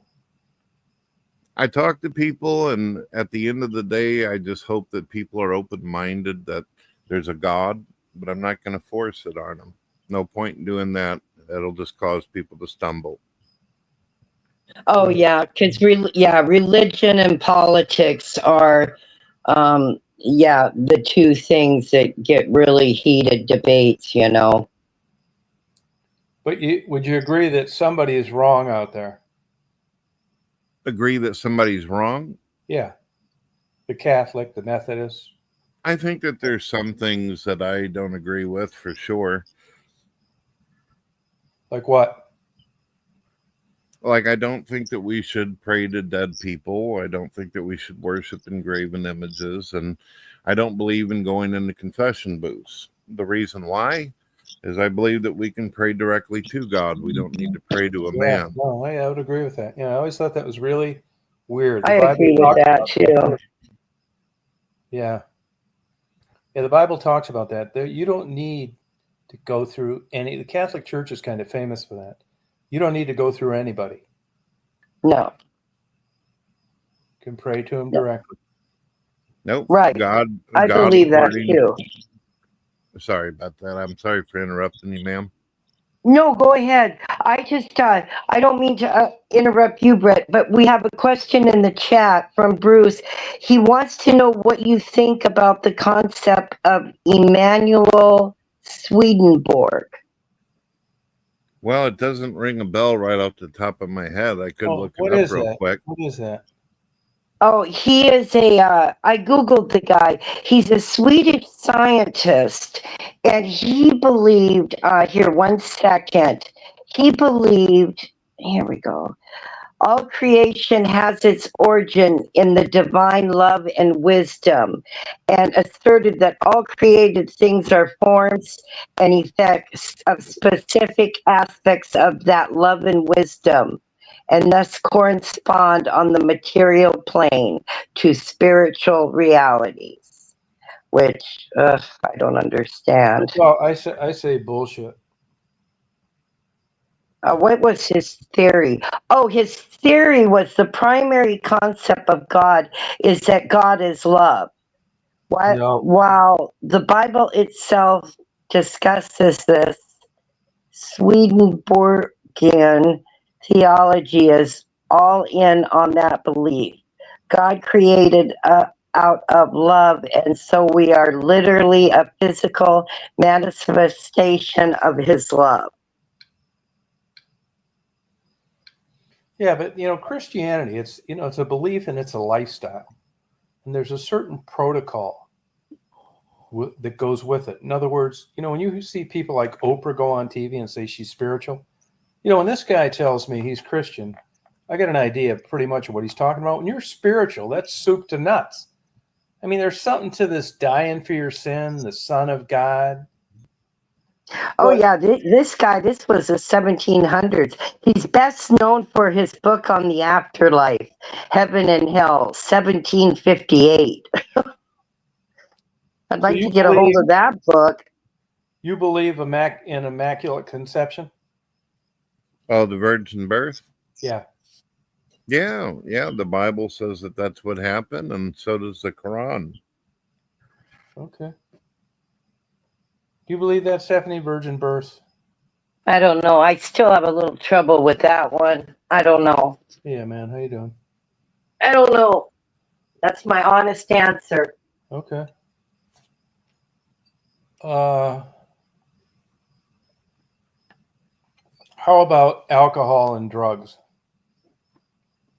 Well, besides a religious basis of not defiling the temple, I had a really good friend whenever I was 17 who was on his way to college, and he was hit by a drunk driver, and I had made an oath to him long ago that I wouldn't get into drugs and alcohol. And since that also happened, that inspired me to stay away from things like that. Okay. But does that mean, that's great, I guess, but so you wouldn't say that people that do it where nothing bad happened, that doesn't necessarily make anything wrong with it. After all, Jesus drank wine. Right. Jesus said that drinking, as far as that goes, as long as it's in the moderation, as long as you're not completely, totally messed up. But again, I'm kind of like the same way with homosexuality. It's people's business what they do with their life, and I'm not going to yell at them. They already know deep down inside if it's hurting them or not. Be right back. Yeah, but but it's pretty clear you're not supposed to be a homosexual.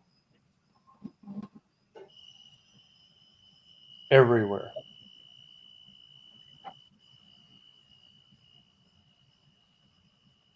I'm listening to you. I don't care. I'm fine with it, but I'm not a Christian. So it's not an issue with me. But as a Christian, identifying as a Christian, that's a stretch. You're not supposed to do that. Which is interesting to me when I see some of these Christian churches invite people there. In a weird way, and I have no vested interest in it. I kind of got to give it to the Catholics for not allowing homosexuals communion, because that's a big deal. This isn't shoplifting or getting drunk one night.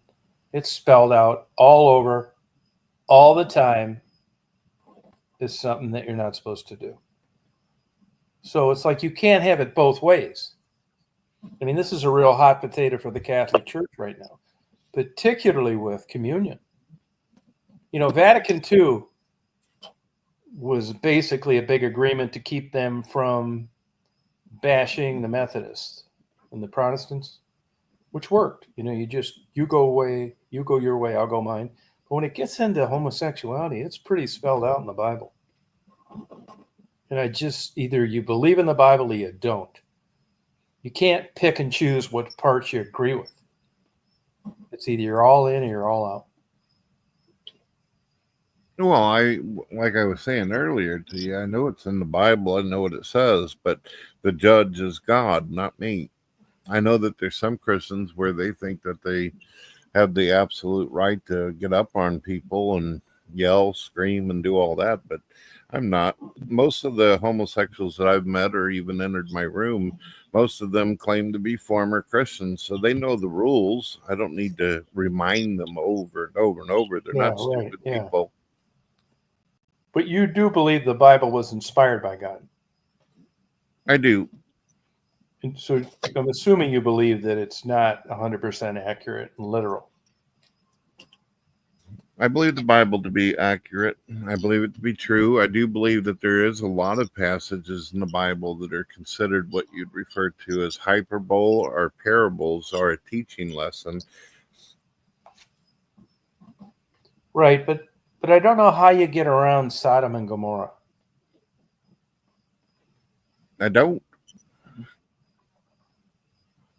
Well, I mean, maybe I'm wrong, but it seems like you think these people, as active homosexuals, still have a shot at heaven. And I say they don't. Well, the thing is, I don't know what's going on in their hearts. I don't know how God perceives them. You can meet someone for a little bit and find out they're homosexual, but I don't know their whole life story. I don't know them enough to condemn them in such a way. I leave that to God. No, it wouldn't. But God, if the Bible is inspired by God, it's pretty specific on homosexuality is wrong. Yeah, but there's a dichotomy there. It's Where? Jesus What also part? says, well, Jesus says to love everyone, to do No, unto that's right. others as you want to be done. That's it. That's exactly right. So but it's like where you're right about that. Like deathbed repentance, all sin is equal. Catholics don't think that, venial and mortal sins. And I'm not really sure what Christians think in general. And the whole idea is how about this? Do you believe in repenting? Well, of course I believe in repentance. So a guy goes out, he's a great Christian, gets in a fight with his wife, goes out with his buddy, they go to a strip club, go to a horror house after, and on the way home getting a head-on collision and don't have a chance to repent. Now what? Well, that would be up to God on that. There's people who've done a lot worse, and it's very possible that God might forgive them. He's the one that has the ability to forgive. But I mean, see, this is where I don't get it, because if that's true and that's a possibility, then why take any of it that's written, that's inspired by God, at anything other than face value and conjecture to begin with? I always thought that if you were a Christian, you were on board for believing the Bible, believing it was literal, believing it was inspired by God, and there were no exceptions. I mean, why write it if all you need to do is have God take your case individually? Why even need a Bible? Well, technically, there's a lot of information and instructions. I mean, I kind of think of the Bible as a manual. Okay. Would you agree that Revelations has some validity now more than ever? With what's going on in the world, it does seem, I don't want to be like one of these people who say, oh boy, the end time's right around the corner.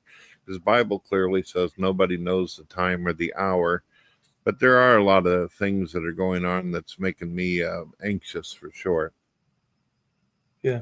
So the non-believer goes where?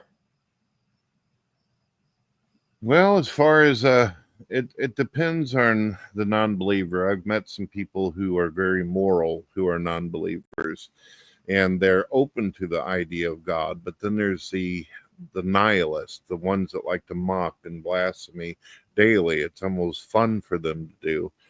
I'm not sure that the probability of them getting into heaven's very good based upon that. Yeah, Jim. How would you describe heaven? Well, it's described as a place that's filled with joy and happiness, no more tears, no wars, none of the destructive, terrible things that humans do to each other right now in our current moment. Yeah, basically a place of bliss. Yeah. So do you pray? I do. And do you think prayer amongst the living is valid? I think that sometimes my prayers have been answered, and I think sometimes God's got better ideas for me. There's been times where I prayed for things and then something greater came along. Okay. So why is evil so permissive? What do you mean? Well, God's running the deal. He created this whole thing. Why does the devil's philosophy seem to flourish so well?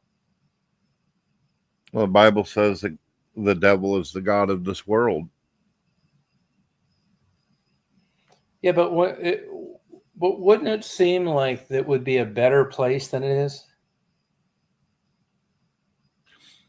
See, I've gotten into discussions like this, and unfortunately, you kind of run into a paradox because God's either damned if he does, damned if he don't. I'll give you an example. We were talking about the flood earlier. God thought that the world had become evil, so he got rid of bad people. Now people are saying, oh, why did God do it like that for? He was so mean. He was so nasty. But if God didn't do something, they'd say he was evil or horrible for not doing something about it. You see what I mean? Yeah. The paradox. Yeah. It's just like a taxi cab driver gets in and he said, I'm going to take you to meet Jesus. The believer, he doesn't need to go meet Jesus. He believes. The guy that you take that isn't a believer, even if he meets Jesus, isn't going to believe it's Jesus. Yeah, it's one of those kind of things. How about this? You grow up in Mongolia out in the middle of nowhere and you're never exposed to Christianity in any way. How are you going to be saved? Well, that's an interesting question because I've actually watched a lot of documentaries about non-believers who had no interest whatsoever in Christianity or in religion. Sure, they may have heard something here and there, but they had a out-of-body experience. They almost died on a table during surgery, and they claim to have had God actually speak to them. I find demonstrations and stories like that fascinating. Of course, I don't have any conclusive evidence of their claims, but it's still interesting. Yeah, I think so too. Do you believe in dream interpretation? Dream interpretation, I'd have to if I accept the Bible. I have to believe that maybe dreams are like our eyes, windows into the soul. Okay. Do you believe people's pets go to heaven? That's an interesting topic I got into. According to Ephesians, animals are just as valuable as humans to God. They're all creations of his. He loves them all. But they're not I don't think animals are aware of that they're going to die someday. Yeah, it doesn't seem like they have the ability to communicate that kind of stuff to us. I wonder, though, if they have their own language and they're just being sneaky when they're around us, Yeah, though. right. Yeah, well, I think that could be true. I mean, you don't see too many dead animals when a hurricane or tornado's around. They get out of Dodge. Yeah, they seem to know when things are coming. Yeah, floods too. They're starting to connect that to being able to sense vibration under 20 hertz. Infrasound, they call it, which I would agree with. They're saying now that elephants can like ascertain other elephants 60 miles away with the combination of kind of a weird triangulation. One of it is by putting the soft pad of the foot on the ground and sensing vibration, which is interesting. Not just all by the ear. No, I don't know much about the whole frequency thing, but animals do seem to have an instinct or understanding when danger's near. Now, that's one beef I have with Christianity. You know, Christianity hasn't exactly been kind to animals and has a very checkered past during the time of slavery. Actually, it's interesting you bring that up. Just a few days ago, I made an entire video about that. Oh, do you have it uploaded? Yeah, well, I call it Brett Keane Debates Biblical Slavery. Oh, okay. I'll watch I it. think you'd like it because I actually, I don't know if either one of you take an interest in artificial intelligence, I but do. I debate an AI on it. So you might think Oh, it's that's interesting. pretty cool. You know, AI is going to wipe out the music industry. I think it unfortunately has already gotten to that point. Yeah, pretty much. Yeah, it sure has. Do you believe it's wrong to watch porn? As far as, well, Oh boy. so this is kind of funky and everything. Obviously, if you're married, you should probably not take interest in that kind of thing. And the Bible does teach against lust. So you got to be careful for that. Okay. So is that no? Well, this is one of those things where I will tell you that based upon my faith and belief, I will not look at it. But if you choose to do that, you have free will. You have the choice to do whatever you want to do in your life. Right on. What if Stephanie gets smashed and lights up a cigarette in a no smoking restaurant after 7 margaritas? Then the bartender may have something to say to her. He did, didn't he, Steph? He told her to quit doing it. That's how you know when you've had too many, when you don't realize you're smoking. Yeah. Yeah, all these things, right? You're going to find out one day. I want to know why you don't. So you would never go to a graveyard and sit over a tombstone and pray. No, according Is to that just my out belief, of your realm by then? according to my belief, everyone that dies, they remain dead until Jesus Christ resurrects them.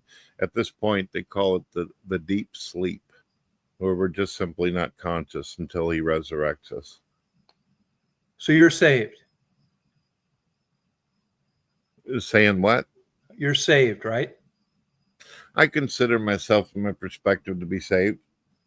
Once or twice, born again? Yes. Do you think you can lose your salvation?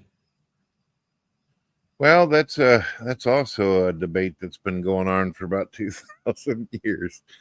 Goodness gracious. So some Christians will tell you that you're saved by grace completely. Others will tell you there's actions and works involved and that you'll actually be judged on Judgment Day based upon that as well as your faith. Yeah, how much emphasis do you put on good works? Well, it appears in the Bible that works are important. Your actions demonstrate your faith. Like, for instance, if you walk past people that are homeless or they're thirsty or people who are suffering and you don't do anything about it, it's basically, as James says, faith without works is dead. That's it. But you can't get to heaven by works alone. No, I believe you got to demonstrate. You can't just go out and be a cannibal with a chainsaw and just go out doing that kind of stuff and then say, hey, yeah. It does say the way is narrow. Right, yeah. Now, were you all like a wild child? Was there some catastrophic event that brought you here, or were you like this since your upbringing? Were you an axe murderer before? I mean, how did you get to this point? Are you asking what brought me to the chat room? You guys seem swell. I wanted to talk. Oh, yeah, no, we know that. We know why you came here. We're talking about like really being a both feet in Christian. No, whenever I was a child, I guess I was a self-proclaimed Christian as far as what I knew as a kid could. But I actually, in my teenage years, I became a hardcore atheist. And it was just about, I'd say, 10 years ago, I found Jesus moment. Was you overdose or something? No. What brought you to that, though? Because what was the reason for the change? Personal experiences. Oh, okay. All right. And plus, I'm a big-time admirer of science. Although I have issues with evolution, there's still a lot of great things I respect about science.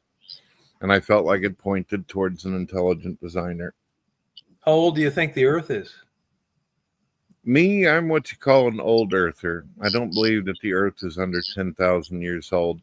But I'm not really sure if I go completely with the number that scientists do either, like 4.5 billion years.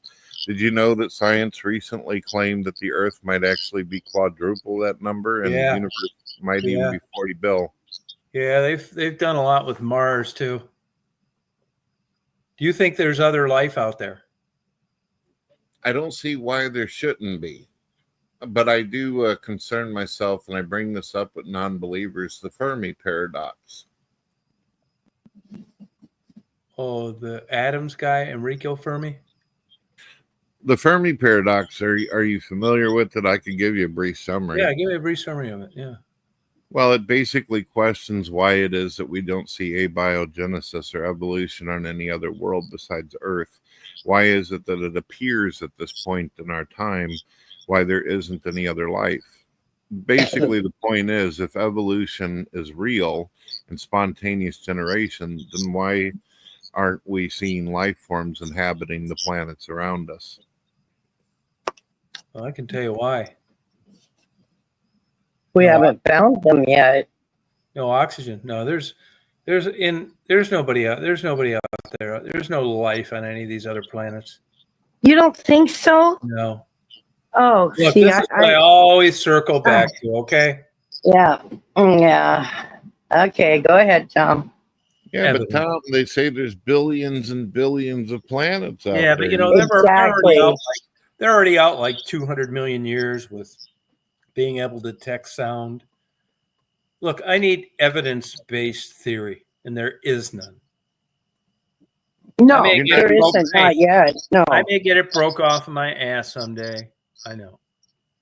Well, we won't live to see it, Tom. We're too old. But I mean, like Brett said, there are billions and billions. I mean, space is infinity. I mean, how could you not believe there might be some other kind of life form on another planet? How far we are out as far as light years and distances, and not a vibration from anything. It's all dried up rocks. You guys are going to be thinking that there's going to be babies born through Immaculate Conception in Death Valley next year. No. No, give me some evidence. You can't just there isn't any. No, I agree there. There's none. But I still believe in my own mind that I bet there is. I mean, it just doesn't seem that we would be the only life. I mean, when you think about that. Yeah, but I do think about it. Well, I agree with what she's saying too, even though but it's abstract. It's like thinking you're going to win the Mega Millions. No, it's not. What the hell are you talking about? Because, you know, we base everything on what we know, not what we don't know. So it's easy to sit back. It's a great, warm and fuzzy feeling. I agree. But I'm talking about facts. Distances, spaceships on Mars and Jupiter. You'd have probably thought they were up there pitching tents and roasting marshmallows until we got up there with rovers that took pictures for years and found nothing but a bunch of dust. Right. I mean, this isn't that far off from believing in Bigfoot. Yeah. Oh, now wait up. Don't you be talking about my Bigfoot, okay? Washington State is the home of Bigfoot, okay? No, West Branch, Michigan. God, I sound like a hick or something. I mean, you take any other facet of life. You guys, he believes in science. You go to the doctor when you're sick. Well, if you believe in science, you guys need to debunk this bullshit. Well, what do you mean? It's not. There's no evidence of it. It's nuts. It's like a great idea. It's like I'm not saying there's evidence. I'm just saying that I believe that there is life on billions and billions of planets. There's got to be something else, not just Earth. Yeah, there is dust, extreme heat, extreme. Well, cold. And that's what we have found so far. But see, we will never get to the other planets. Well, here's the thing then. Do you think there's an end to space? No. How about you? Well, there's definitely a beginning if we go along with the Big Bang in the Bible. But as far as ending, I do believe that there will be a point where we go through what is called a universal crunch. What do you base that on? Well, the scientists claim that the universe is expanding and eventually it's going to expand out so far that it's going to end up elapsing on itself. That's what they say. As far as evidence goes, I ain't got none for you. If you totally believed in science, you wouldn't be a Christian. Why do you say that? Christians came up with science. Dates mainly. Well, you know, ages of planets. Man and monkey. You know that Charles Darwin, the guy who even came up with evolution, total lunatic.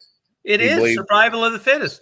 You can't tell me that the only glitch. I'll give you two big things. I shouldn't tell you this because you'll use it against me down the road. Two main things where they really trip up Darwin, who at the time seemed like he was right, although he thought a bulldog was a wild animal. Two big things. The first one is eyesight. That shut his ass up. It went from light sensing single cells bacteria to full-fledged lenses and vision. The other one that shut him up was wings. Went from nothing to flying. No evolution. Other than that, he's right. If you look at the beaks in the Galapagos Island, you look at how evolution and things, it's the survival of the fittest, how things have adapted. We've done it with our own man-made medicine. Bacteria is ahead of us. It's true. I think, personally, I'm not a Christian. I think that whatever's going on is so far advanced, it's only the audacity and egos of human beings to think that you should be privy to understanding this. You're not. If I didn't know it and you didn't show it to me, I wouldn't think that birds could just be born and head south to raise young with no instruction, to not have medical care. But they are. So there's just things out there in such a complex plane that it's almost like humans feel guilty if they don't give thanks to this imaginary creation of, you know, like Stephanie says, she struggles with immaculate conception, virgin birth. It's just, you had to come up with some story like that to make it fly. Walking on water, burning bushes, speaking in tongues. There's no scientific basis for any of it. Genesis, 2 parts. Let there be light. The light was here before the earth. There was always light. There's just too many flaws in the story. And if you look at Christianity compared to just how long man's been on earth, animals, how long the earth is, how long the sun is, even if you cut it in half, it does not jive with your dates at all. You know, the Catholic Church excommunicated Galileo for saying the earth was round. So Christianity is capable of major gaffes, then and now.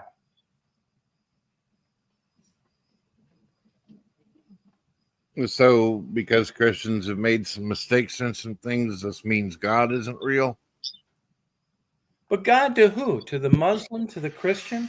I think it's just this. I think God could be like an adjective you use for this fantastic, unbelievably convoluted sphere that we're part of. It doesn't need to be Vestal virgins, sons to virgins, babies being born without having intercourse. It's so much bigger than that. And when you're dead, it's just like the squirrel getting flattened down the road. Nothing goes anywhere. You know why? Because you need a body to have a soul. Soul is like a dream. It's imaginary. It makes you feel good. But nothing's going anywhere. Now, not knocking you, and don't take this personally, but as IQ goes up, beliefs in the afterlife go down. It's a warm and fuzzy, that's true. I see it all the time down south. Big cross, crack pipe in one hand, Bud Light in the other. I said, what are you wearing that for? Well, I really believe. Now, maybe you're different. But in general, I just think it's such a complex, sophisticated theory that there's too many holes in the story. It's faith-based. Has to be. Either you believe it or you don't. It's a leap of faith. What's the leap? Logic. If you took Christianity to court, it gets slaughtered. There's too many inconsistencies, not enough proof. I don't think the Jew's going to hell. He's going the same place we're going, me. The dirt. And Stephanie. Stephanie thinks by waffling and not being full, both feet in on when tits up occurs, it's over, that she'll have a chance for salvation. But maybe that gets you enough points if you're right. And you might be. Look, I'm not saying this isn't possible. I'm just saying that Christianity is a belief and a lifestyle. Two things. You've got to do both. You can't just believe in it. Well, why can't you just believe that if you're a good person and you die, something will happen? None of us know. No. But I do believe that. Well, no, I do believe that the evil people, I'm not going where they're going. I believe that. So there is no way I will be where the evil ones are. So you're neither one of you going anywhere.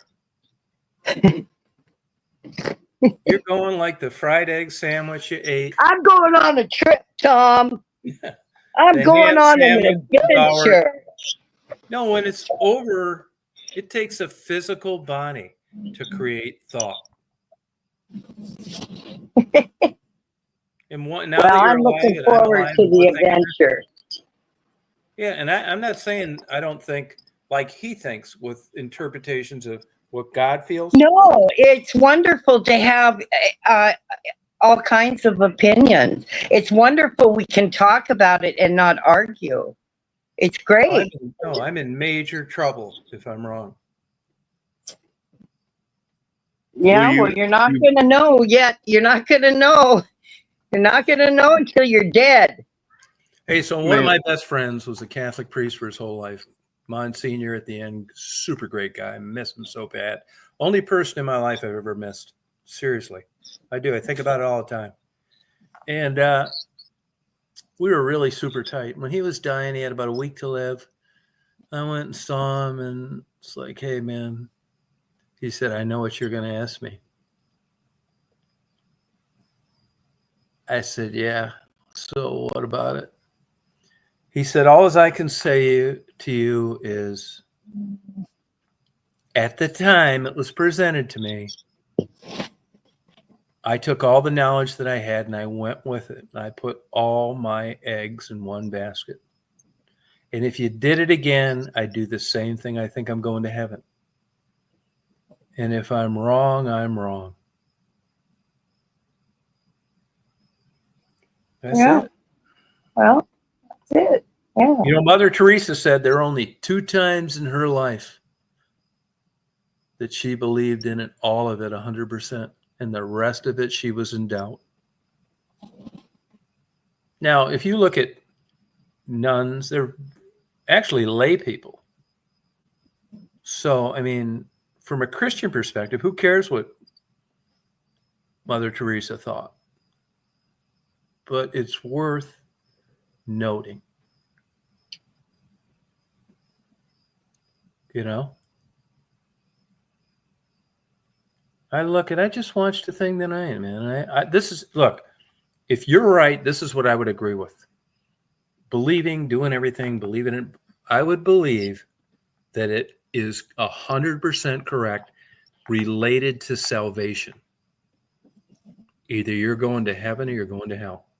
That's what I believe. But I believe prayer amongst the living is a total waste of time. I can give you a million examples. There's never a rational explanation on when it works when it doesn't, which is what I struggle with. Your girlfriend comes over and it's like, hey, I really pray before you get home safe. She gets home safe. Oh, God, yeah, my prayers were answered. She gets clobbered by a drunk driver going the wrong way, tears her head off, lives for like 18 hours in pain. It's like, well, it was God's time to take her. Like, which is it? That's what I struggle with. But I think if she was a committed Christian, believed that God was Lord and Savior, bought into it, did what Christians do, not counting like some sins, blah, blah, blah. If it's true, she will go to heaven. But as far as prayer amongst the living, I think it's a bunch of bullshit. Even my Catholic priest buddy thought it was too. Now, that doesn't mean anything. He's no closer to the truth than a guy that doesn't know jack squat. Me either. That was just his observation. Prayer is just like stupid. And they cover themselves in that too. Whoever authored this whole thing is a genius. Because you're not supposed to pray to the things that you could realize. First, I pray win the lottery. I pray that I have a beautiful girlfriend. It's not supposed to be for shit like that. So it's this big, vague guessing circle of, are they answered or not? You never really know. But if you're a Christian, you're open arms to whatever. You get your hand cut off in a milling machine. Well, God wanted to send me down to a different direction. He wanted me to learn to write with my left hand. I mean, it's nuts. It's crazy. Deathbed repentance, man. If that's true, that's a good reason right there not to be a Christian. It's crazy, man. It's a lifestyle and a belief. You can't just, God knows, well, God knew. Timothy McVeigh is an example. Guy that blew up a building, killed about 80 babies, 300 people that just were going to work for the day. And that God know that when he asked for forgiveness, yeah, bullshit. No way. If that's the way it is, then put me in hell. It's not right. You can't do stuff like that and repent and be let in heaven. I don't want to be there. Even if you spelled it out, guaranteed. Came right down here right now, sat next to me. Walked on water. No. Just not wired like that. Which, by the way, there's a genetic connection to believers. Just like athleticism, people that write well, poetry, belief too. It's a certain type personality, just like a constant anxiety, worrier, kleptomaniac, pervert, pedophile, porno watcher. It's behavior, and belief is considered in that.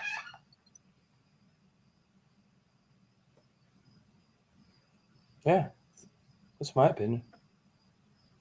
Okay. Yeah, and if I had good Christians living on each side of me, it'd be great. I'd love to have them. I mean, and they're a Christian. This place I take piano lessons is like that. It's really like that. They're all like, music directors at churches, and their wife was a virgin. Their kids never said a dirty word. Good, great. I'm happy for it. It's nice to be around them. They're nice people. Oh, I know. That's what you said. I appreciate it. Yeah, I'm so glad you like it.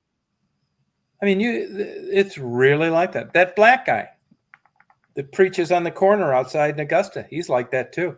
That guy should have his own. Oh, yeah, you videoed him. Yeah, he should have his own church. He's a very no bullshit guy. I like that guy. Yeah, everybody likes that guy, man. He doesn't know what kind of like gift he has. He is no nonsense. You're never going to catch this guy in a church scandal. No way. And the piano place is like that too. No way.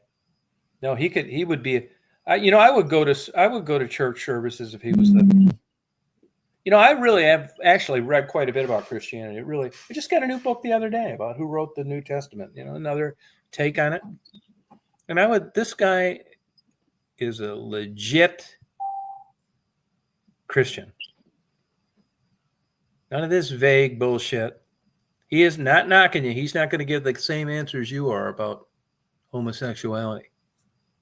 No way. I am going to pin him down on that, though. Someday. I'm curious, what is it? In a nice, tactful, non-argumentative way. You can have discussion about this on why you think the way you think and why, I think the way I think it. It's just an opinion, right? Yep. Yeah. Now, when do you usually have your chats? Monday, 7 p.m. Central, and Fridays.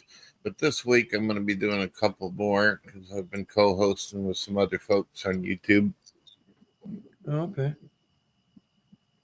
If you like, there's going to be a famous minister on Monday, tomorrow, that's going to be coming in if you'd like to talk to him. Okay. And famous in what regard? Like Hal Lindsey? The guy's been on television shows, that kind of stuff, talking about God, debating people and such. Okay. Yeah, I'd be up for that.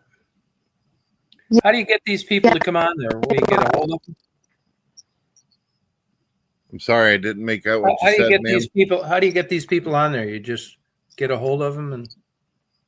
Well, some of them get a hold of me. Usually, when I'm doing my shows, I put up a Google Voice number. It's how people get a hold of me on the radio as well. I get a lot of people who contact me, but as far as he goes, I had to reach out to him and let him know what's going on in social media, and he said he was interested in it after checking out the channel. It was a different channel before, though. Unfortunately, I had left YouTube for a while. I used to have a channel with like 20,000 subs on it, but I gave up on it for a little bit. Yeah, I can understand that. How is YouTube with you with regard to your talking about this stuff? Do they blocking you and screwing with you, or is it pretty much okay? Well, there's a lot of religious people that believe that there's some kind of how do I put it? Some kind of slant against religious folks on YouTube, where Well, they use shadow banning. Oh, hell yeah, they do. You know who Google's owned by, don't you? I thought I knew a while back. Jews. Hey, Well, speaking of that, how about transgenders? Tom, I just want to tell Brett, I subbed to your channel. Oh, thank you. I appreciate it. You're always welcome into the shows. Hey, Pug. Tom's going to bring up transgender. We have a hard time with transgender. Both Tom and I do. Yeah, we don't have a hard time with them doing like you do in their own private life. We have a hard time paying for it. Yeah. Forcing businesses to make a third bathroom. Yeah. And supporting a political ideology over it. Yeah. But I would suspect that yours is a little more than that. Is it? Well, I unfortunately I sympathize with them because I feel like it's a mental illness they suffer from. Thank you. I think so too. Yeah, so do I. No, I do. And we shouldn't have to be criticized because we don't call them. I mean, everybody can be what they want to be, but you don't have to push it on other people. That's what I don't, I live in Seattle, so, I'm around all these liberals all the time in this state, and it's just getting so out of hand here. Just the last weekend, the schools let all the transgender girls win all the gold medals at the sport event we had here in Seattle, and it's just wrong. Physically, men are different than women. These poor little girls have been training and trying so hard, and then they let these transgender boys come in and take all the medals from them. And I'm sorry, it's wrong. It shouldn't be allowed. Well, the medals thing is bothersome, I think, for a lot of people. But I think the thing that really gets on people's nerves is like UFC, whenever they put women against women and then women against a guy who claims to be a woman, I seen a woman get pulverized. I seen her skull crushed by a transgender, and I wasn't pleased with that. Yeah, that's just wrong. And I'll tell you who promotes that. Liberals. Well, Trump's leaving it up to the states, isn't he? And this damn Washington, man. California and Washington. Oh God, my sister and I go crazy. We just can't leave because the kids are here, or we'd be long gone out of this state. Yeah, that state sucks. Ugh, I know it. I can't open my mouth up at the grocery store because I'm afraid somebody would attack me. Oh, shit. I don't mind this trans stuff. Doesn't bother me. I just don't want to pay for it. Yeah. Yeah.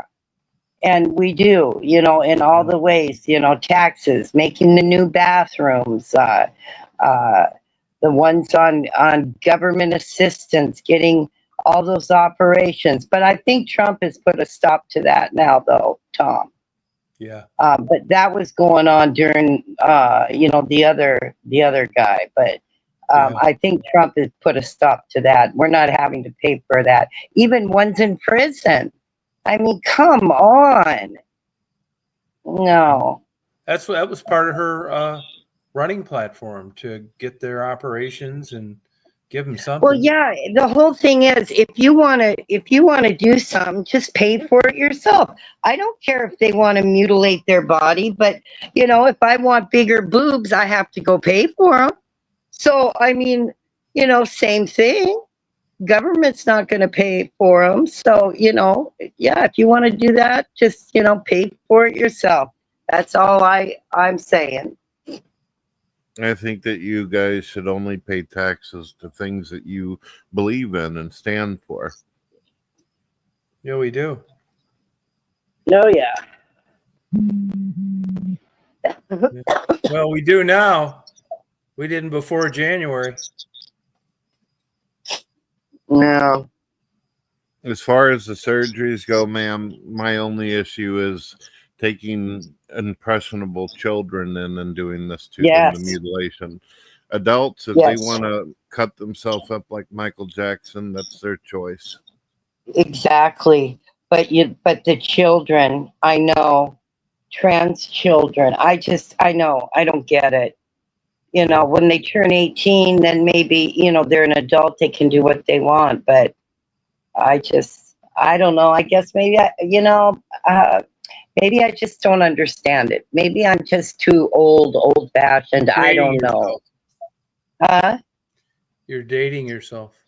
Well, I've never cared what people want to do to themselves or how they want to be or any of that. But yeah, when you start involving your kids and, encouraging them to do this, I mean, just 'cause I want to be a boy. Well, I was a tomboy. I mean, so be a tomboy, Yeah. But I think people are just trying to push this so much. Oh, I'm going to let her be what she wants to be, Well, I remember at 8 years old playing with Army. I wanted an Army set for Christmas. I was always out, doing stuff outside. I mean, but I don't know. And then if my parents would have said to me, "What, do you want to be a boy?" I probably would have said no. I mean, I don't know. I don't know. You're probably a closet lesbian. You mind if I skip out just for a moment? I got go ahead. Friend call me. Oh, go ahead. Be right back. You were probably a closet lesbian. Were you? Oh, ha. No, Tom. I never found women. I think women are pretty. I have found lots of women pretty, but I never wanted to have sex with one. No. Well, you're not dating me then. Yeah. Oh God. We freaking kill each other. Jesus. I'd have to take out my 357. No, I don't think you have to Dad, I wouldn't call your ass after the first time you brought that up.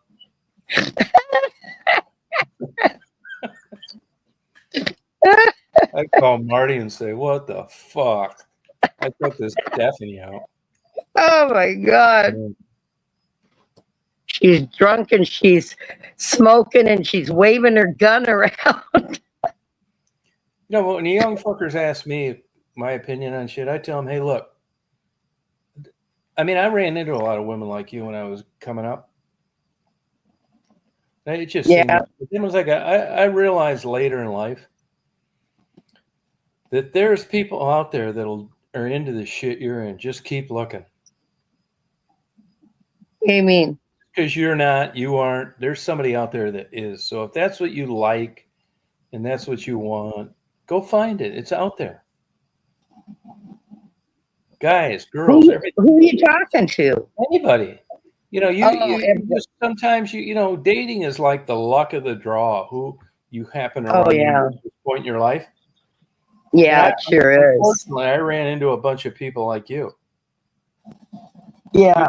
You bring up girls like, oh yeah, get my 357. You know, I mean, I ran into like 20 in a row, and then I got, it was just happenstance, right? It's like musical chairs. As I aged, I ran into people. Yeah, they thought that was, oh yeah, I'd be up for that. It's like, really? Because you ran into 15 people like you. But I tell people, whatever you're into, there's somebody out there into it too. You're in the wrong places. Keep looking. Oh, yeah. Yeah. Something that you would be adamant and totally against. There are women out there. It's like, wow, that is really cool. Yeah, I think that'd be fun. Oh, yeah. Oh, yeah. Of course. But when you're young and you run into like a bunch of people that are like you are about that, you kind of think that's the way it is, and you kind of give up because you don't have enough life experiences to realize that it's possible. Right. It's low odds. Yeah. Low odds. Yeah, right. Yeah, I mean, it's a skinny, it's a slim piece of pie. Yeah. Yeah, and the people that are like that are fringe. And they're unstable. It's crazy. I don't know why this is like this. As I said before, I get into pit bulls. I thought they were great dogs, which they are. They used to be for the rich. They were popular. Petey and the Little Rascals, the RCA Victor logo. They didn't pick pit bulls because they were bad dogs. They turned into that with subsequent cultures that fought them and all this bullshit. So, it's things change in life. You know what I mean? Yeah. And, as much as I like pit bulls and as good a dog as they were, when I got into them, it's a bunch of riffraff. Just people, but it wasn't always that way. Right. Oh, I know. Yeah. So you just really just keep on looking. That real wild, crazy shit that you think you'd like to have that you're watching on Pornhub and Hamster and all that shit. There's some bullshit that comes along with that. And they're fringe people. You're just not going to find a bunch of people that are into threesomes and porn and all that bullshit that have advanced degrees in music, that are concert pianists with good jobs. Why it's like that, I don't know. But it is. Yeah, I know. It's just like you'll talk to couples. They have this idea. Some women think it's going to save their marriage, a threesome. Good luck. It's very hard to set that shit up. And when you get someone that's game, you're almost always paying for it. They're fringe, can't hold a job, steal a check out of the back of your checkbook, kids from several guys. It's just the fucking way it is. Yeah. But it is. Yeah, it's like that. It's like people that are, big marijuana smokers, dopers, alcoholics. There's shit that comes along with that. That's a much different issue than a weekend drinking binge once a year. Right. People that overall you're best avoiding. Right. This is how affairs happen in offices too. You meet someone that's the other side of that, and those are the people that you want to have your shoulder. Yeah. Others are responsible ones. You respect them, but the sex isn't that great. It's that crazy shit that you're getting on the side that fucks your marriage up. Because you think, you're selfish. You don't just bite the bullet and go along with it and understand nothing's perfect. And you do that shit and the whole house of cards collapse. Look at perfect example, Tiger Woods. Yeah. Life's been nothing in a spiral since he got caught banging that stripper. Oh, I know it. Yeah, she was a nice lady, produced good kids, good wife. Yeah. A lot of guys do that. Mel Gibson. Jeff Bezos is going to find this shit out too. If you look at his old wife, ex-wife, compared to this new one he's with. Who? Jeff Bezos, Amazon. Oh, yeah. He's going to get it broke off in his ass too. Yeah. But you don't realize it until it's too late. Oh, I know. Yeah, it's weird how this stuff works out. You know what I mean? Yeah. Works out or, goes to hell. You just never really know. So you had that crazy 90-degree weather today too, huh? Oh, yeah. It's still hot in here. Can you hear my air conditioner on this chat? No. Oh, good. I was worried about. Huh? What's the temperature right now? Oh, I don't know. I'll look it up real 75 quick. here. What is it there? 75. Oh, okay. I'll look real quick here. I'm not sure. 82 still. Yeah. I mean, that's just nuts for Seattle in June. Oh, it's terrible. It is gonna get down to 62 tonight. And then tomorrow we got another hot one, 87. Oh, okay. So I'm going to the store in the morning and get my ass back in the house. Yeah. What was that guy's name? Brett, yeah. His channel's called we should have had him drop the link. You're not a moderator, you can't. God is Love. Oh, okay. If you type that in, it comes up on YouTube. I sub to his channel. I'm interested in hearing his podcast and the people he has on there. Yeah, he seemed like a pretty good guy. Yeah. I like talking to him because, a lot of things he says, I believe too.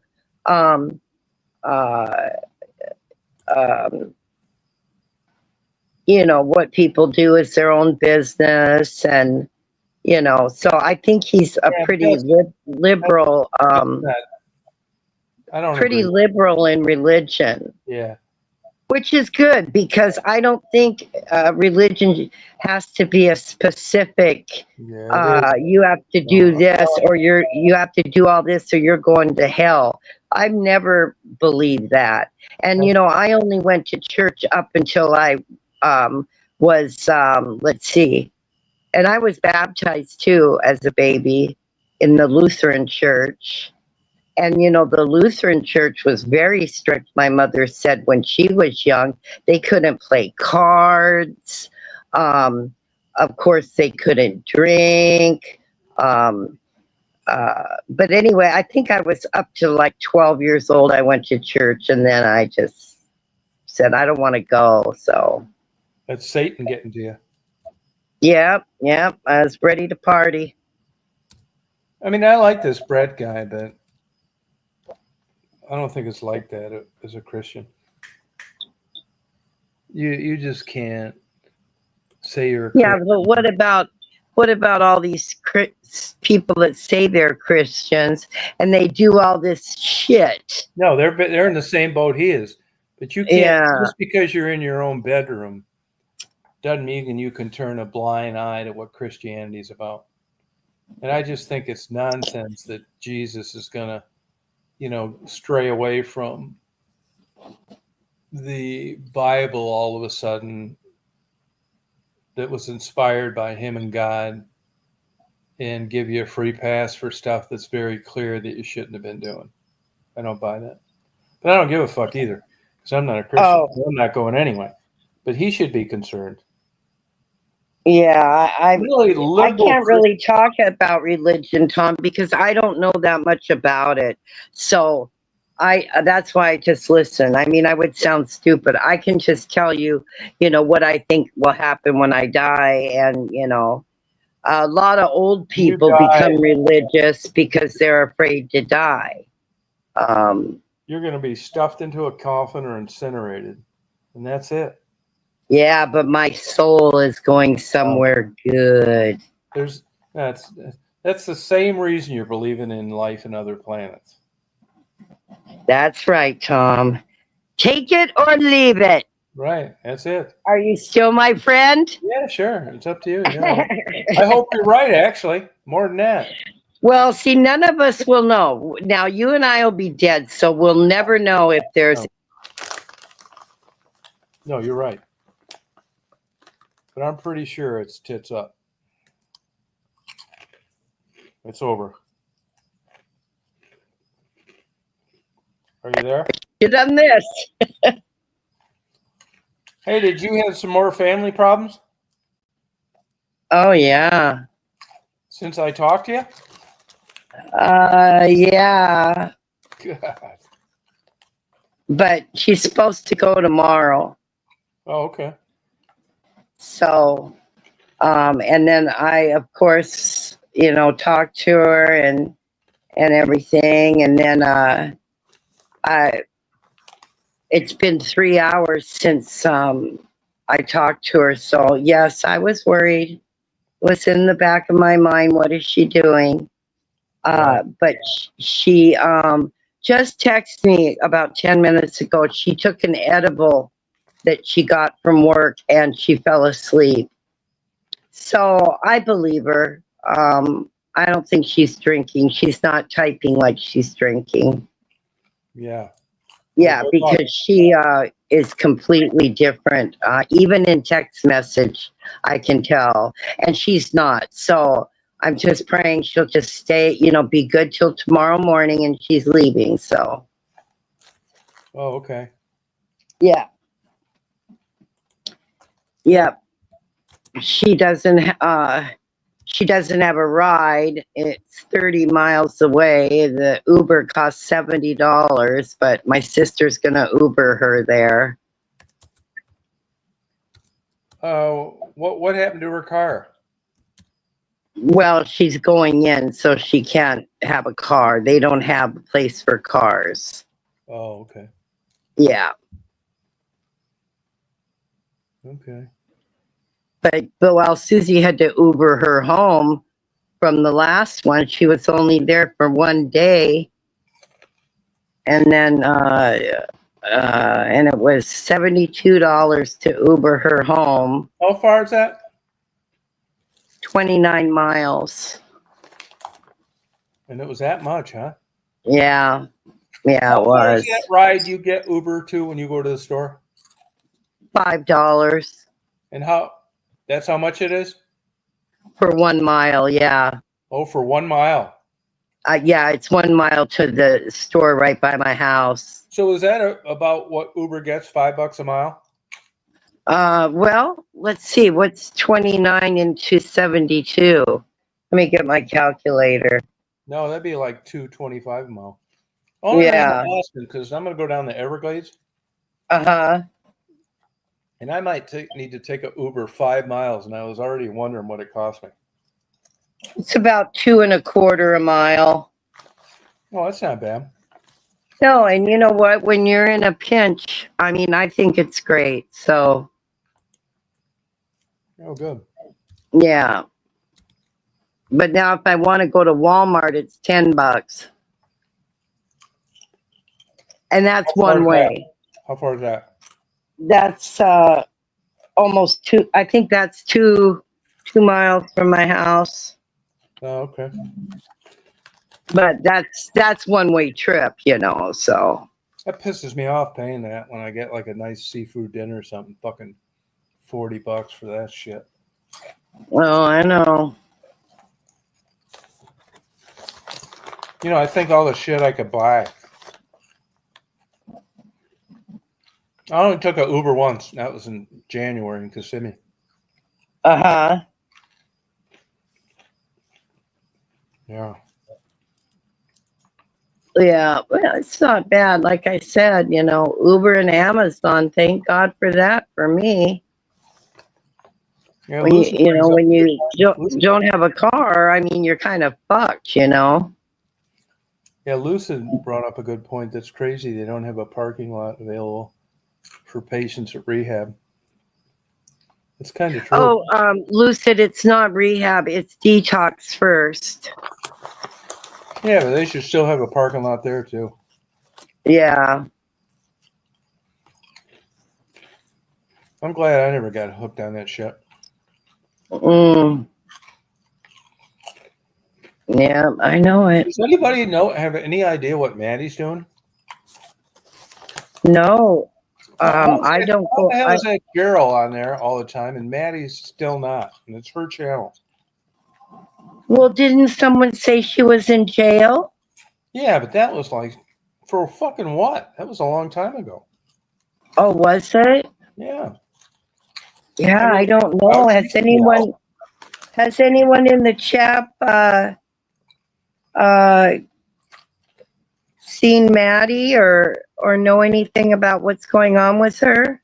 I mean, they Yeah, probably I know. shouldn't be. What I clicked on once and I saw Cheryl on there, and I thought, what the hell? I haven't seen her in I don't know how long.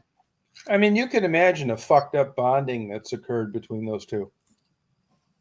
Yeah. To just go your separate ways. Yeah. I don't know. I don't really follow any of those people anymore. I didn't even know that Sharon still had a channel. Yeah, I don't know that either. Nasty bitch. Yeah, she used to be spilling the tea with Sharon. Yeah, something like that. And then I didn't know that Survivor girl had a channel either. Still. Bobbles disappeared. Yeah. Bobbles could have had a good channel too. Yeah, but she got into the drama too much. But if you think about it, though, who would watch Bobbles unrelated to drama? Yeah, that's true. You're going to talk about chain smoking, Yeah. buffets. Oh, you met her before. Yeah. I forgot you met her. Oh my God. That was to help her out too. Oh, was it? Yeah. Oh my God. I mean, she's not stupid. Yeah. All these people, all of them. Yeah. They all fit a certain profile. Yeah. And they're not going to change. And all of them are on the cusp of the point of no return. They're too old to turn their life around. Right. Yeah. Oh, yeah. Look at that. Kelly. Does she still have a channel? No, another fucking bitch. Oh, my God. Pimping out her own daughter. Yeah.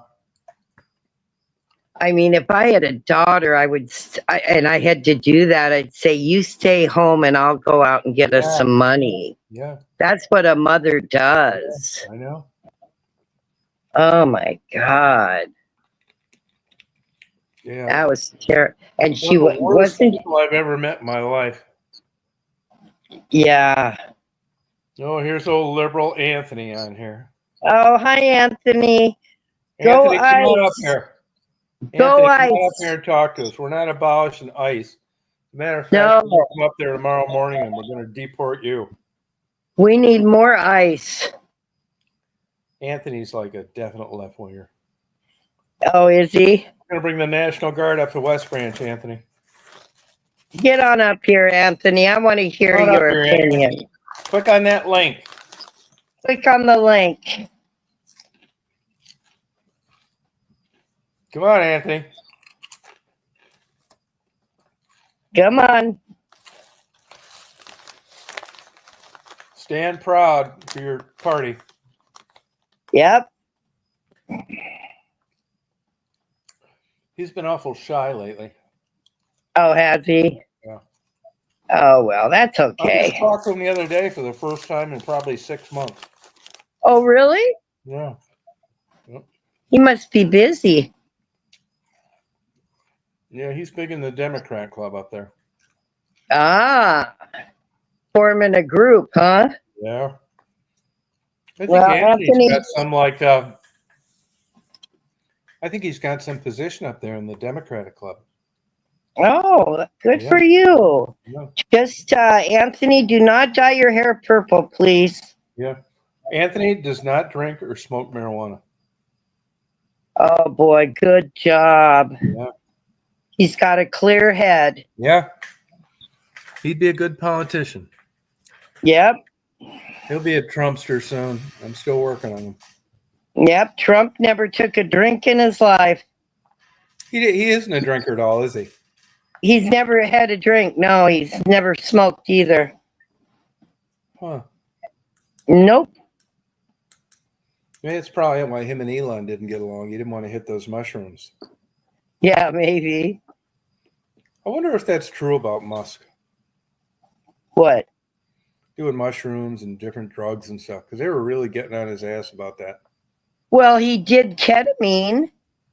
He takes ketamine for his what does it?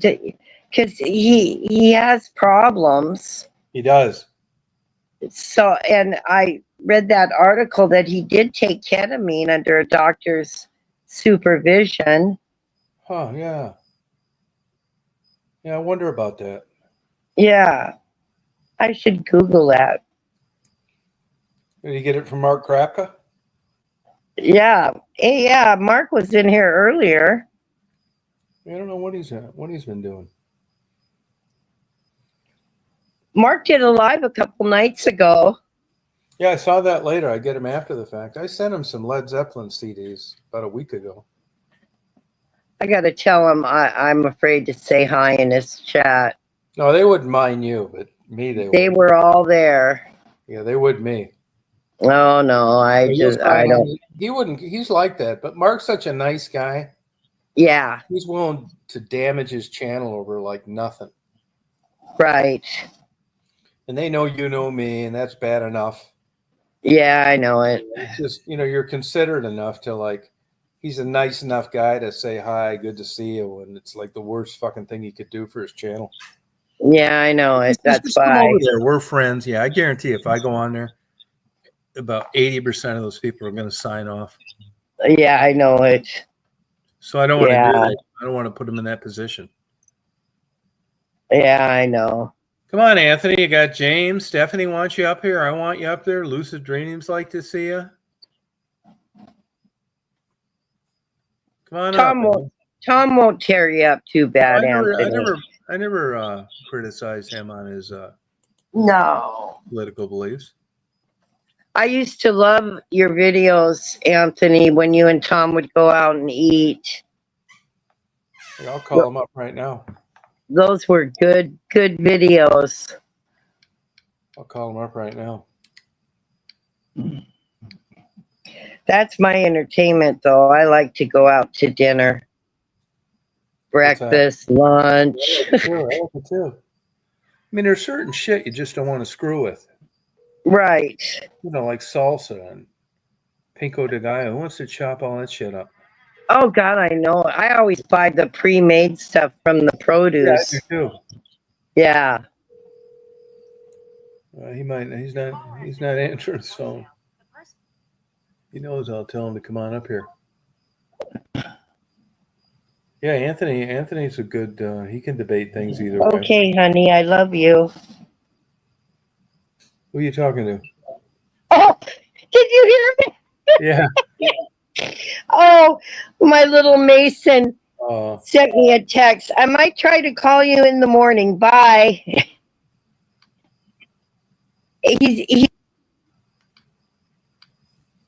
Oh, that's cool.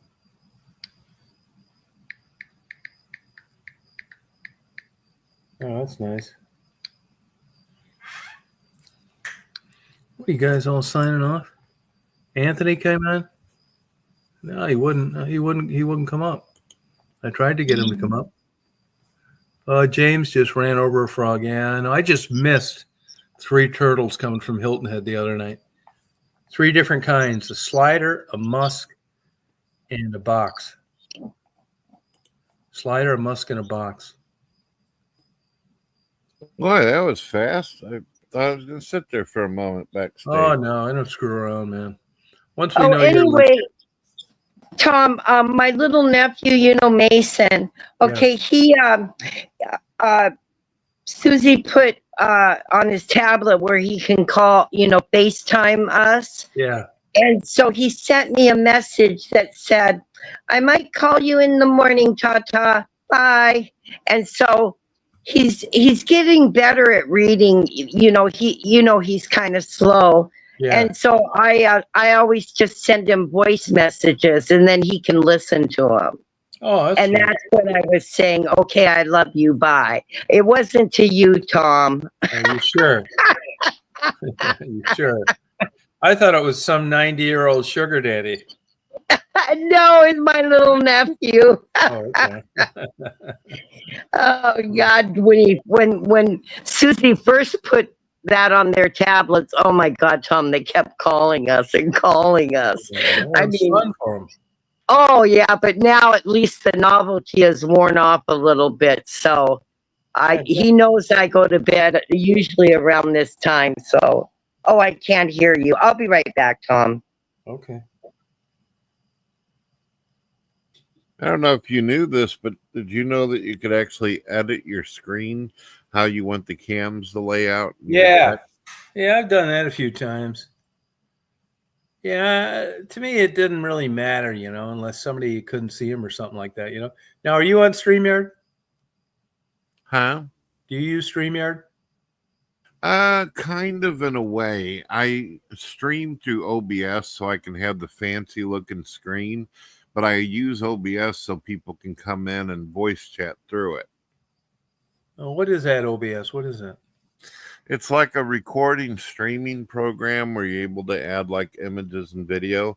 You could do that on StreamYards, but I didn't feel like paying the new hiked up price. Yeah, it's $430. Well, with OBS, it's absolutely free. OBS doesn't cost anything. The only reason I paid it is because it was,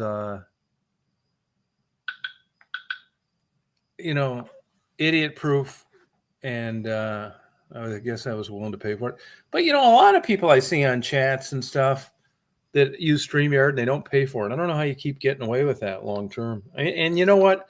I don't care about saving my streams or any of that bullshit. So I probably could have done something else, but I just, we wanted to get back and do a few of them, so we did.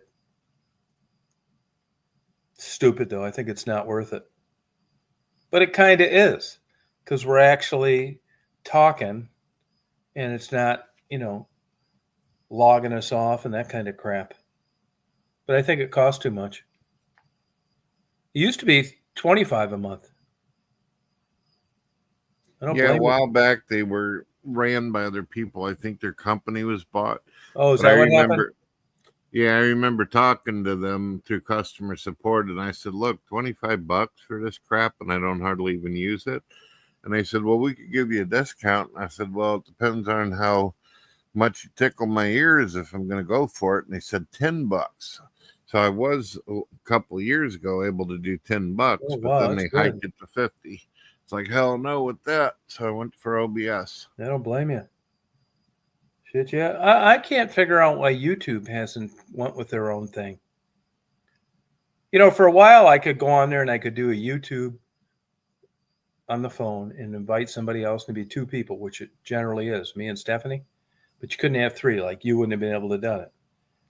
And it got to where when I tried to do it, it would only, it went where it wouldn't let you do it horizontally, just vertically. And then all of a sudden, the tab to click on go live was too low on the phone. No matter what the settings were, you could not see it.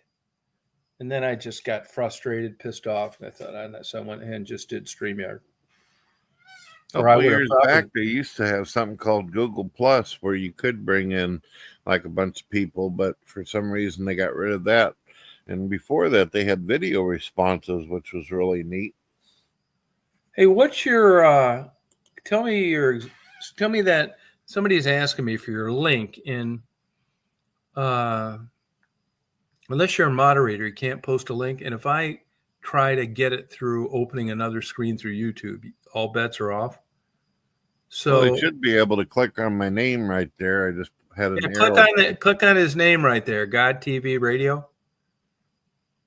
You should be able to get it there. And if you can, I'll type it in for you. So God TV, I'll write it in just in case you can't do that. God TV Radio.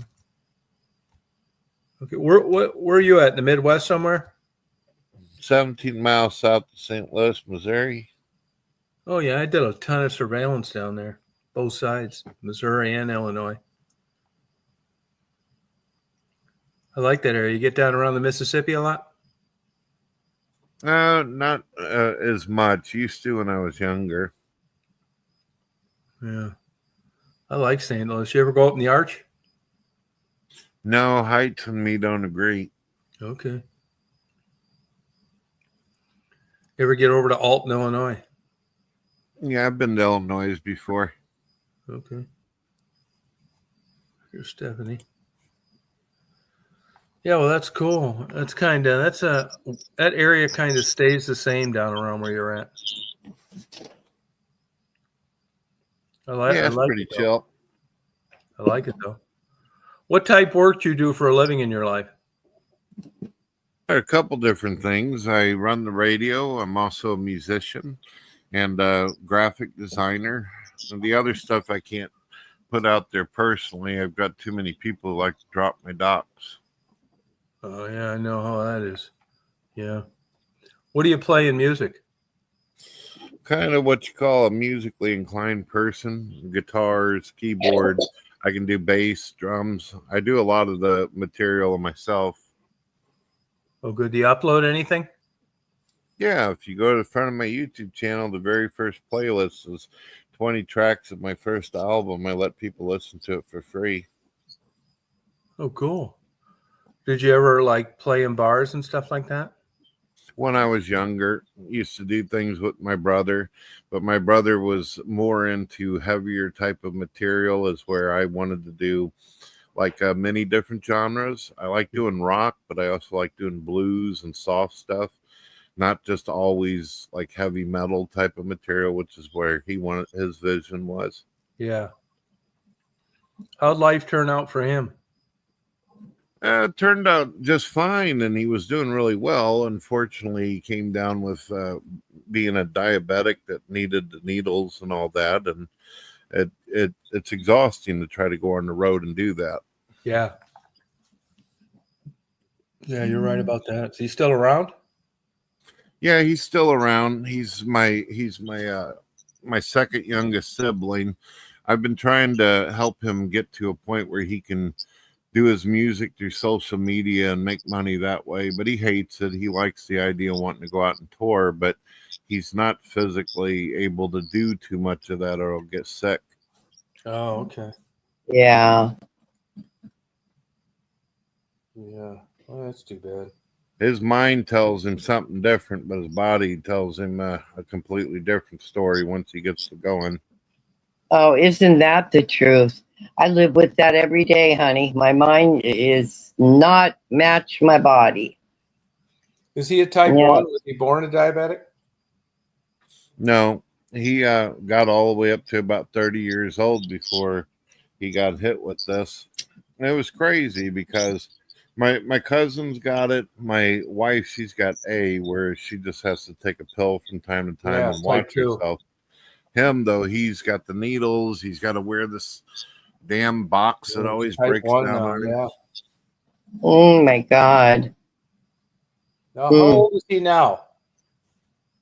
He's about 36. Oh, okay. Yeah, well, good luck for the guy. I mean, they're coming up with more and more, things you can do for that. Well, he also, unfortunately, He doesn't take care of his body very good. He's You a good one. overweight? No. Actually, he's lost a lot of weight since being a diabetic. He's very slimmed down now. Oh, okay. Yeah, well, wish him the best with that. He should try to keep his sugar under control. You know, it'll lead to kidney damage and dialysis, and then it's really bad. Liver problems. It sucks, man, the lifestyle. He'd probably be doing a lot better, but because he's into the heavy metal genre, it means he hangs out with a lot of hair bands and metalheads, and well, they like to drink and do stupid things. And Oh yeah, yeah, I know. Right. And Now, he's still young too. did you get some kind of ordination along the way what do you mean? as a preacher or something? No, I'm not any kind of minister or preacher. For some oddball reason, some people actually think of me like that, but I always make it absolutely clear I'm just some average Joe from St. Louis, Missouri. I'm surprised anybody even listens to me half the time. Yeah, I know the feeling. Just talking your shit on YouTube, right, Brett? That's how I put it. That's how I say it. I like that. Now, do you end up kicking many people off your chat? Only if they porn bomb or they like start really, really going off. Like I don't mind someone like ranting about their skepticism or the reasons why they have their views or whatever. But if somebody comes in and they go, "Your God's a fag and you're a piece of shit, and I hope you die," things like that, then Yeah. it's like Oh I yeah. try to say things like, "Well, I appreciate all those nice compliments, but can we get back to being professional?" I try to be a little bit sarcastic and funny with people, but some folks they just want to hate. Yeah, you got that right. Right. Stephanie's like that. Oh, oh yeah, right. Yeah. Oh my God, you would. I was just gonna say he'd be kicking your ass off his panel. That's for No, sure. you both seem very, very cool. I don't see any kind of issue. I'm talking about people that got to scream on top of their lungs and beat their head like a feral Oh ape. yeah, That's the problem. I've been to so many shows like that. I can't listen to that screaming or people trying to talk over each other. Or Yeah, I can't listen to those streams anymore. I don't blame you. No, no. We just come on, two old people, Yeah. talk about the past and all the Future. bullshit going on now. And We try to get people to come on and fortify why they, voted the way they did for Harris, and we just can't get any takers. no, none of the liberals will come up. I'm sure that some of the people that were on reported us for something tonight. I don't know what. Yeah. If you guys don't mind, how do you perceive yourself? Are you a Trumper or you do? Yeah, we're Trumpers, Trumpsters, Oh yeah, we're Trumpsters. big time. That's where I'm at. When people ask me, "Are you Democrat, liberal, conservative, Republican?" I say, well, it's a bird with shit on both wings for me. I don't like either side, but I like Trump. Yeah. I mean, he's a little bit, but it's the best choice we had. The best of the worst. Yeah. Yeah. Not for sure. I mean, I will say he does scare the hell out of me lately. Who, Trump? Yeah, some of the shit, like some of these people he's pardoning, man, I just don't know enough about it. Yeah, I only talk about the things that I really know. Like the that media, he's doing. he pardoned these guys that were convicted of stealing nets, but they say they were letting sharks loose down in Florida. He pardoned them. You can look it up, Google it. I just find it hard to believe they got convicted for letting sharks loose. Being benevolent. Yeah. So those are the ones that I wonder about. I mean, you go to a jury, it's reasonable doubt. I mean, who's going to get convicted when you go out there and say, hey, we were out there, we saw these sharks, they were suffocating, they were, trying to catch something else. We did the. I just don't buy it. I'll bet you money they were stealing some shit, and they got caught. And when it went to the jury, they didn't believe them. They were convicted. It wasn't letting sharks loose. Now I don't know this for sure, but mostly people get away with things they shouldn't, not get convicted from going to do it. When I see him pardoning people like this, it just worries me. I think that the only things that are really bothering me at this point, I'm really nervous about this damn riots that is going on in LA, because it seems like if things get worse, Trump's going to have to make a really hard decision where he might have to perceive these people as terrorists and have combatants in the street of LA if things keep going the way they do. And the other thing is, they're going to keep going the way they do. Yeah, those people are Pam nuts. Bondi and Cash Patel, they seem like they're not honest people. I don't know why he chose them, because Cash, I feel like he's lying. You know about the whole Epstein list. He's now claiming there ain't no videos, but Pam Bondi said a week before that they have truckloads of fucking videos of nasty shit going on that island. So it's kind of surprising. What is the story? Do they have evidence or do they not? Yeah, it's a good question. I mean, I think it could have been one of those type deals. There are a lot of young girls down there. You're going down there. See, at the time, I mean, Epstein really hoodwinked Harvard. He had a lot of political connections. He was funding things, creating scholarships. And you go down there, and that kind of goes along sometimes with single older guys with money. And I think some of the guys that got caught up in that, I don't think they're pedophiles, and who knows what they did. But, hindsight, right?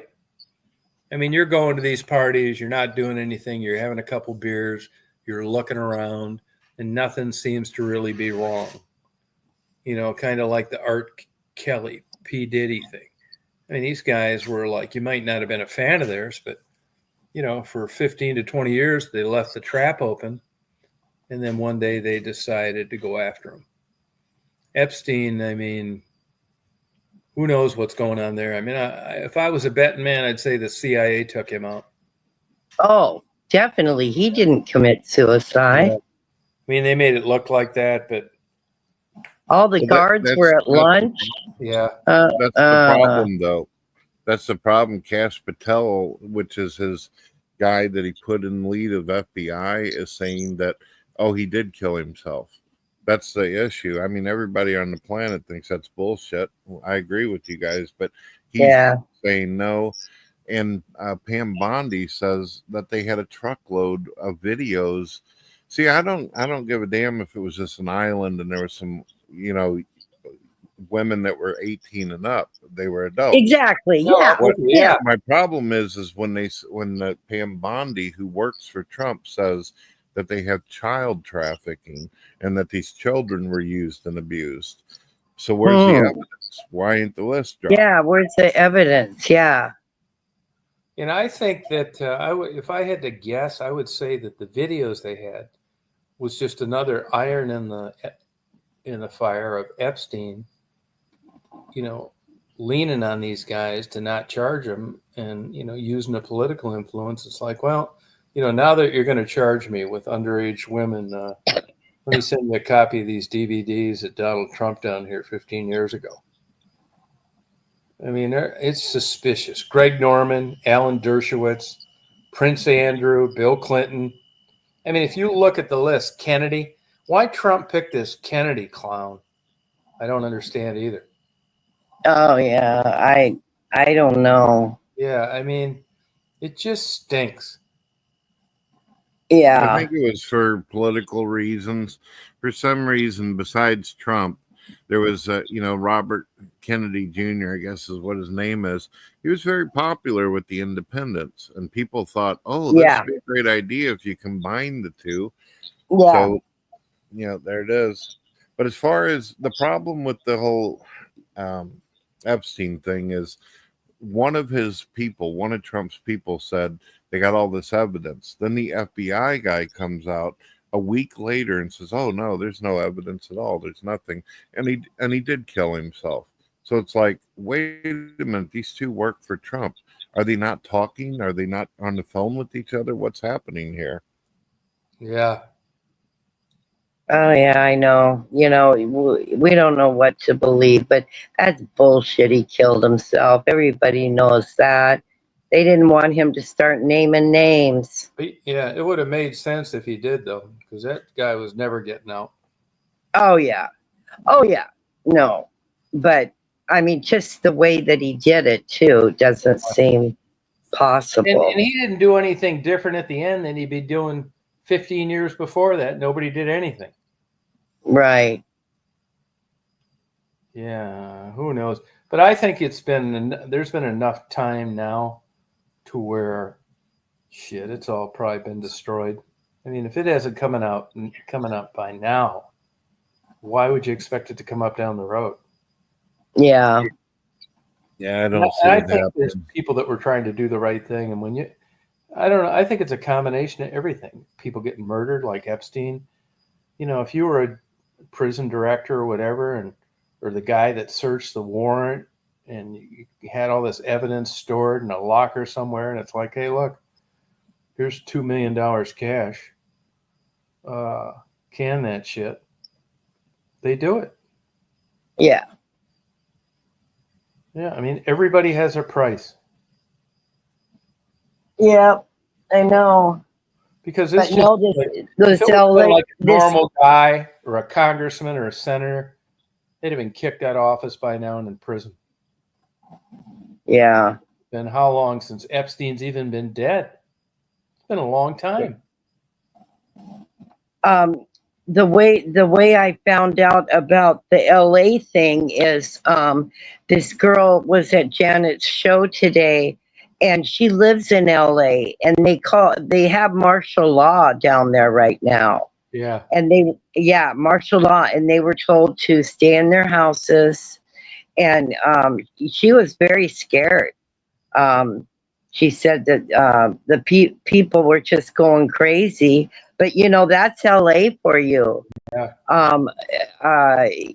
And yeah, I don't think it has calmed down since Trump sent the National Guard. But see, because their ICE is hitting these sanctuary cities, and I wish they would come up here, because we've got some of those cities here too. Yeah, they're gonna. And so who knows? We might have the same problem up here eventually too. You yeah. And so, because our state, man, they just, so who knows? Yeah. But he has to do something so it doesn't get out of hand. Yeah. But they've got sex traffickers, they've got drug dealers, they've got illegals, they've got a lot of people. ICE did in LA so far. They got a lot of people. Do you guys use X? Yeah. So, it's a good thing. Get these freaking people out of our country. That's what I say. I don't care. It may sound cruel, but no, we don't need sex traffickers. We don't need drug dealers. We don't, we got our own problems. We don't have to have these people coming in here illegally doing all this shit in our country. No, go to your country and do it. Don't do it here. Right. It absolutely annoys me to watch these clips where they're running out in the street destroying things while carrying the flag of the country they came from. It is obvious that they have no interest in assimilating or trying to better the culture. They just want to destroy, and they're here to invade. Right, exactly. That's right. Yep. And I'm not talking about, the nice people that came here the right way and they live and they're Americans now. No, I'm talking about these criminals, these people just coming in and us paying for it. All those billions of dollars we had to pay for all those illegals, from the last president. It's bullshit. Those billions of dollars could have gone to our homeless people and our homeless vets to take care of them. not put illegals in fancy hotels and give them $1,000 a month for food. I mean, no. And I don't see anybody that could agree with that when our own country is suffering so bad. Our own people are suffering. No. Mm-mm. You help your own people first. Then if there's anything left over, then we can help other people. Yeah. That's what I say. And that was my rant for the chat. Well, that's a good one. No, you're right about that. Tired of this shit. I don't understand the priorities of America either. Why it is that our veterans don't get their month or even 3 months and stuff, where people adhere to them and help them out or do something. But they're I gonna, know. depending on your sexuality, suddenly you get a party for a month. And remember, Exactly. I'm not against going out. I'm not about going out and aggravating people, but I'm just saying we should have better priorities. We should help out those who care about the country, fought for this country over someone. Exactly. Just my thing. Exactly. And I hope, Trump has only begun. So I'm hoping, he does everything he promised in his, during his campaign. And, he's done, quite a few good things so far. And it's only been, 7 months. Yeah, he So, promised to not bang retired porn stars anymore.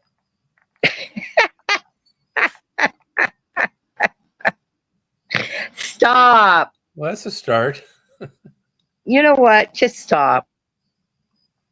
It's improving, isn't it? Well, I be honest with you, I couldn't see why he'd even want to do that with a beautiful wife that he has. Oh, I love her, Oh, Brett. come on. Don't talk to Tom about her because he doesn't think she's attractive. But I love Melania. Oh my God. She is so classy and pretty, and I like her a lot. Escort. Well, What? you got to at least admit, Tom, that she's better looking than Storm. Yeah, but she wouldn't do the thing Storm did. Now you might. How have do a you point know? I am a guy. This is no mystery to me at all. I mean, he's got to make an appointment with Melania and hit a stopwatch. Oh well. I think I don't know. Melania looks manly. Yes, I know. You've said that before. I know you think she looks manly. She's always looks pissed off too. I like that look. God, I'd give anything to look like her right now. Yeah. A couple $100,000 you could. Imagine being her and seeing what they're doing to Trump all the time in the news. I'd be pissed off too. I don't think she cares. I think it's the same thing with Bill Cosby's wife. They're along for the ride and they just pray that they can just have sex with these guys one more time. Oh, geez, that's rough. I mean, can you imagine Stephanie? Even though Stephanie likes him for the political reasons, I don't think you'd be in too much of a hurry of bedding down with old Donald Trump, Steph. Oh, I don't know. I think he's funny as hell too. I always said he should have been a comedian. Yeah, I mean, funny though doesn't really get you between the sheets. Well, when it comes to being attractive, I mean, he's okay, but he's an old man like us, Tom. He's 75. Come on. He doesn't look that bad for 75. No, but I think she could do a lot better. Oh, but why would she? But then she's got all her own stuff going on too, though. See, she's not one to just sit there in the White House. She wrote all those books and she does a lot of stuff. She's making her own money, Tom. Yeah. What are her books about? Laying on your back? Looks like your friend jumped out. Oh, she fell off. Yeah, I mean, what's she writing books about? Getting laid? What would her book be about? I'm How not to get exactly lucky? sure. How to have 10 house cleaners? What? I think she did a book about what it's like being the first lady or something. That's not really something my kind of reading material, but it's what it is. Yeah. How did it sell? Do you know? Well, according to the news, if we believe anything they say, it was one of those number one, times for a while there. Making her own money doing what, I'm Stephanie? back. Tom, you're always at the bookstore. Will you get me her book and send it to me? Yeah. Yeah. What is it called? Laying on Your Back? No, it's probably called Being a Princess. Here, let me Google it. All right. I mean, I don't care. I wouldn't listen to a word she said. Oh, you know what? If she talks about Trump, boy, I'd love to hear about that. No. Yeah, they'll find her floating in the Potomac. She does. Better be positive.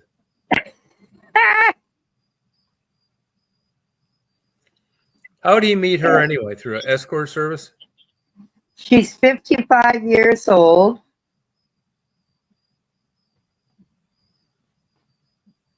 She was born in Slovenia. Yeah. And Russia. she was raised in the country. There's a lot of innuendos that she was a sex worker.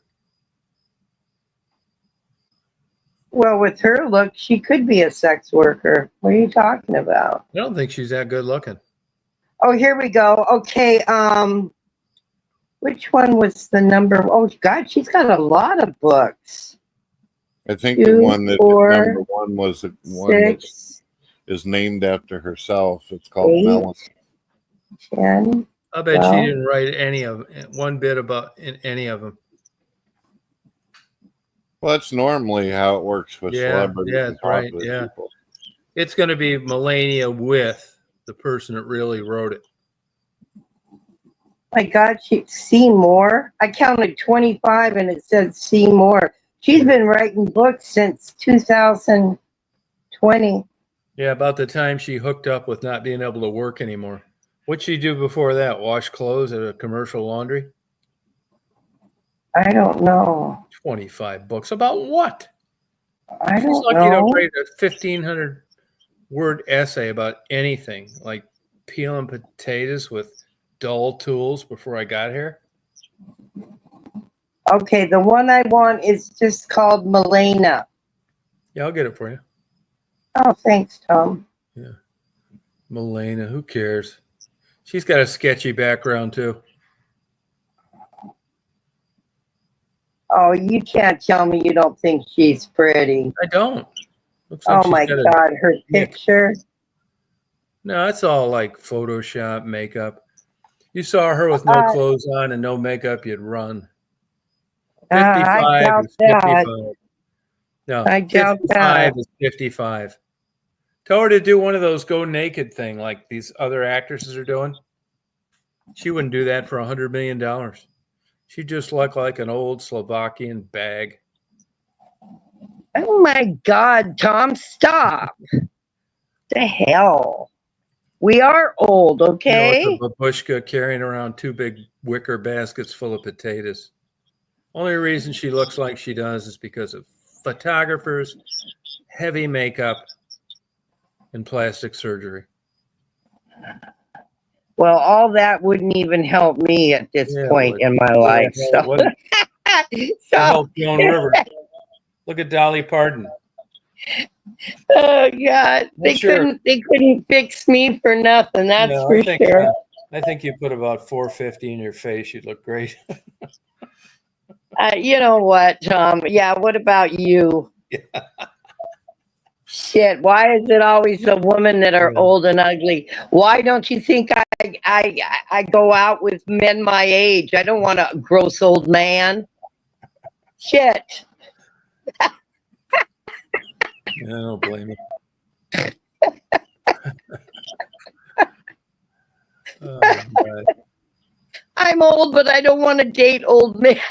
Yeah, no, I don't blame you. I don't want to date old women either. Oh, yeah, I know. Can't give it away.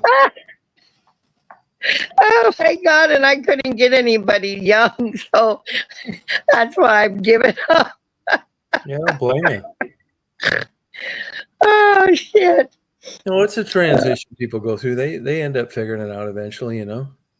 Oh yeah, yeah. Everybody's gonna know what it's like to get there. Oh yeah, and they will. Yeah, I think they will. They will know. Yeah, here Bruce. Oh, Bruce is Bruce, losing his thank mind. you. That picture's like 10 years old, honey. Yeah. Yeah, Oh, Bruce. I gotta go. I'll be right back. Okay. Yeah, they say, what is that? Beauty is in the eye of the beholder. I guess, you know. Yeah, Stephanie's got a great personality. I think she does.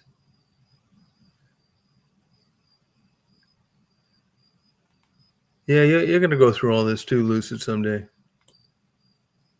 It's no, everybody confronts it sooner or later. But it's a nice night out tonight. It really is. Yeah, she's got a good sense of humor. She really does. I could hook you up with Stephanie, Bruce.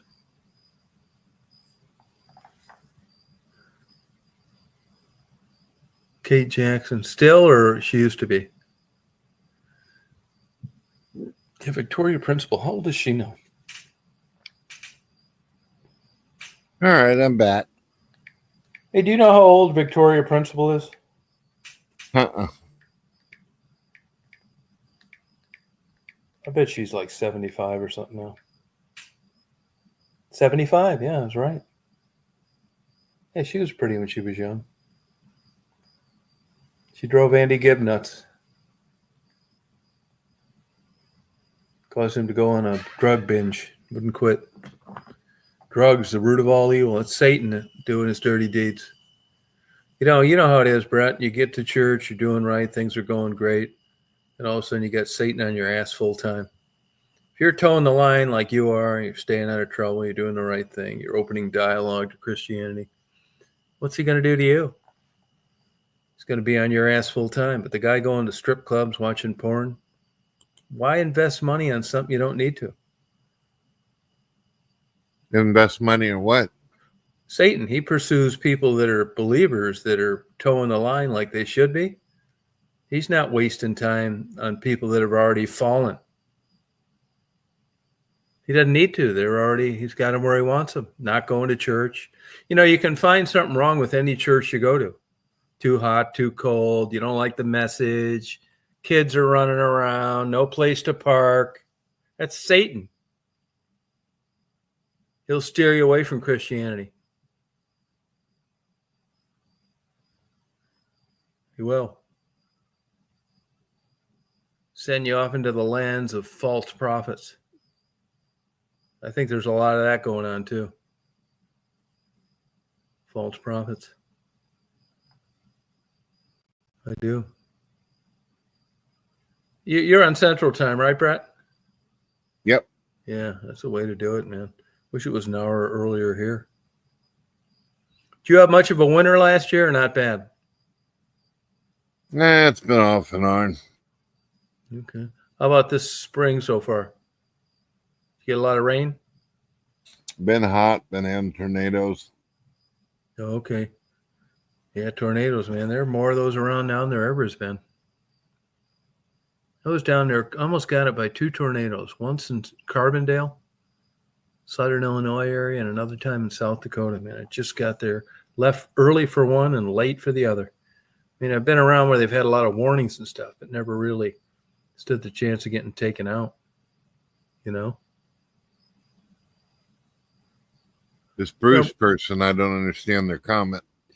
He said he doesn't believe about people's stories about seeing loved ones that came back. I heard my mom. Oh, he's talking about your feelings towards, people that have died, going to graveyards, speaking to the dead.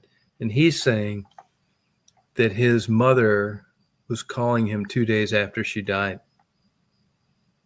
Oh, I was pointing out what the Bible says on that. As far as I mean, is he saying that he believes he's seen a spirit or a ghost or something? Yeah, what was that, Bruce? Was it a spirit or a ghost? He says, you say you die, you're dead. And Bruce is alluding to that there was still some communication with his mother after she was pronounced dead and presumably buried. You know, there was a form of communication where it seems like you didn't really believe in that. Well, I've never seen any kind of like ghost or even demons or anything like that. I've had some unusual dreams, though.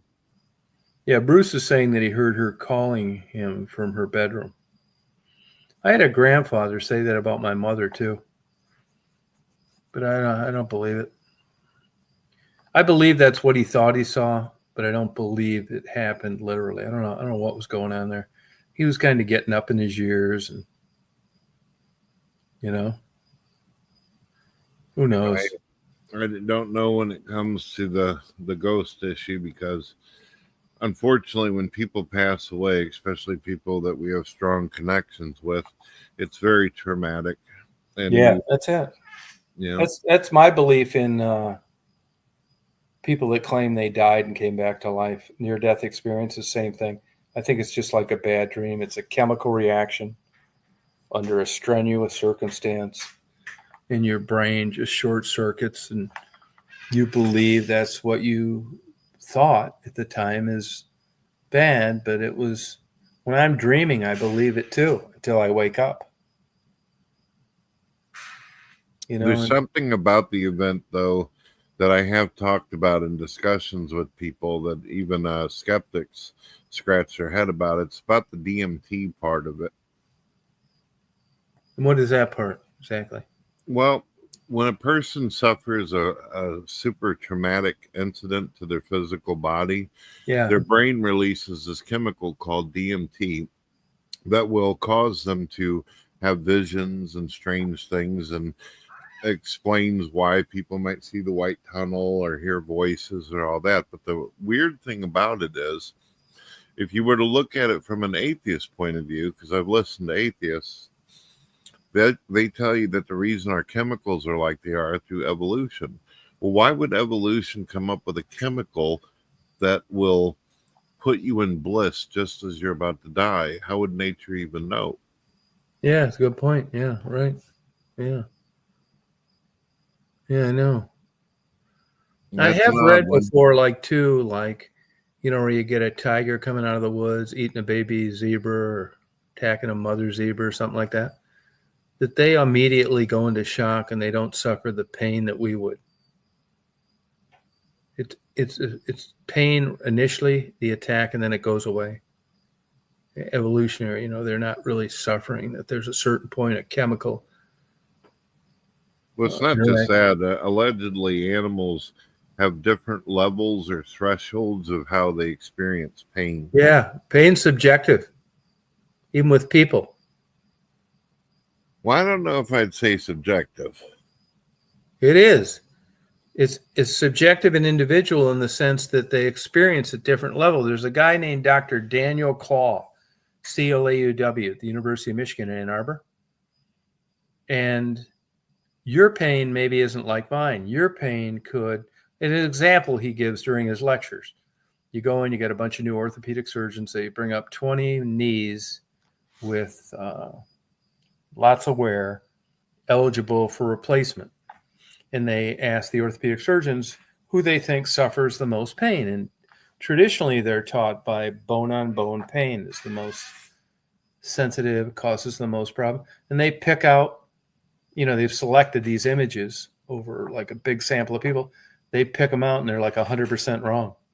You got people with bone-on-bone that aren't having a problem at all, and people that have structurally what appear to be pretty good knees, joints, can't work. Their pain's so severe. So yeah, it's not one case fits all. They say redheads are sensitive to pain. Dental procedures, operations, stubbing their toes, whatever. So I do think it is. Are you saying subjective because you think it's conscious or involuntary? Well, I think there's certain kind of pain that can happen to us. Like, for instance, if we were just a hypothetical, if like the mafia had it out for me and you, and they took us out, put us in a chair, and wanted to take a hammer to us, I think it would equally suck for both of us objectively. Okay. And Now, as far as I like, don't think it. Maybe it would, but how about back injuries? We both suffer back injuries. Mine keeps me from working, yours doesn't. I have back issues. Yeah, you probably do, but you can't tell me where your pain level is compared to another person with the exact injury in the same place. That's true. So if theirs is different than yours, then it is subjective. What else is it? And so, yeah, there's a point to that, because some people's pain receptors might be more dull That's than what it others. is. That's what it is. The doctor dumbs it down and describes it as record playing. And some people are sensitive to the noises as you hear the dust particles as the needle hits the record as it's spinning, and others it doesn't bother a bit. It's almost as if they don't hear it. That it's the volume, it's the amplitude, is the volume on a radio. You and I could have the exact same everything. Mine's a 2 and yours is an 8. Why? It's your interpretation with the receptors in the brain damaged area. It's interesting. I am pretty sure and confident that emotional trauma is different for everybody, though, because there's some people that can handle an unbelievable amount of shit, and other people, if they experienced half of it, they'd break in the same scenario. Yeah, I agree. And they say, as far as sexes go, women can handle more pain than men. In general. Yeah, Alice Cooper wrote a song called "Only Women Bleed." Yeah. But that wasn't about pain. That was about menstruation. No, you would think that if you've seen the title, but it's actually about domestic abuse, sadly. Oh, really?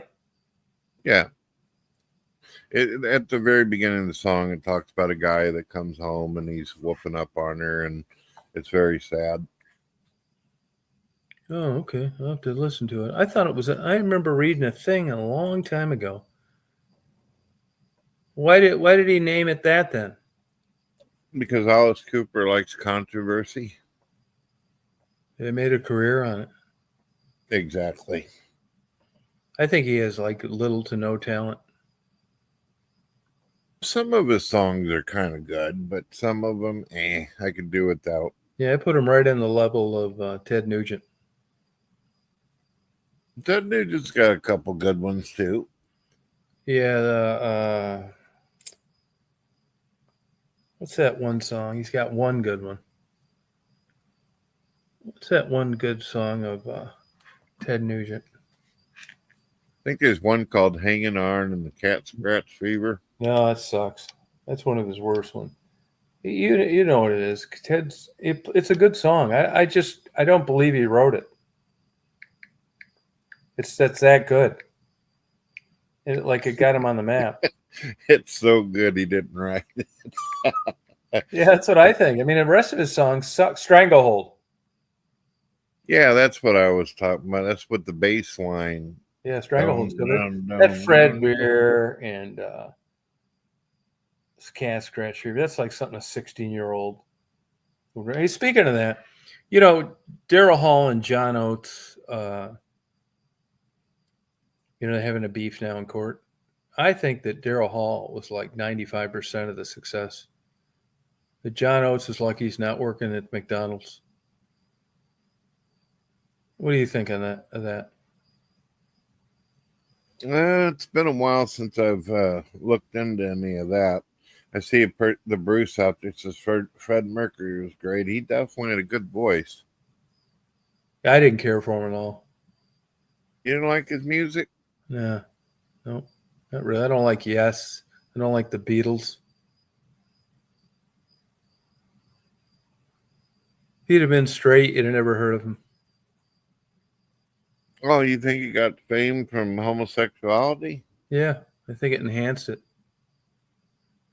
You know, they say the best thing an entertainer can do to enhance their career is to die early.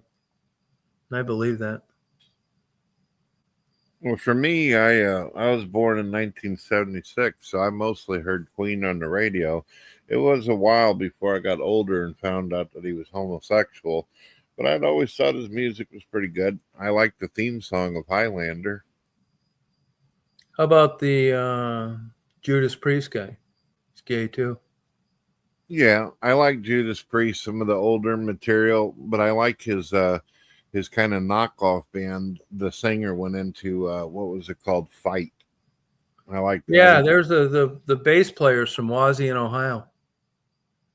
They didn't do shit. He wasn't jack shit though without Judas Priest. The rest of them, that band didn't do shit. What, Judas Priest? No, that Fight.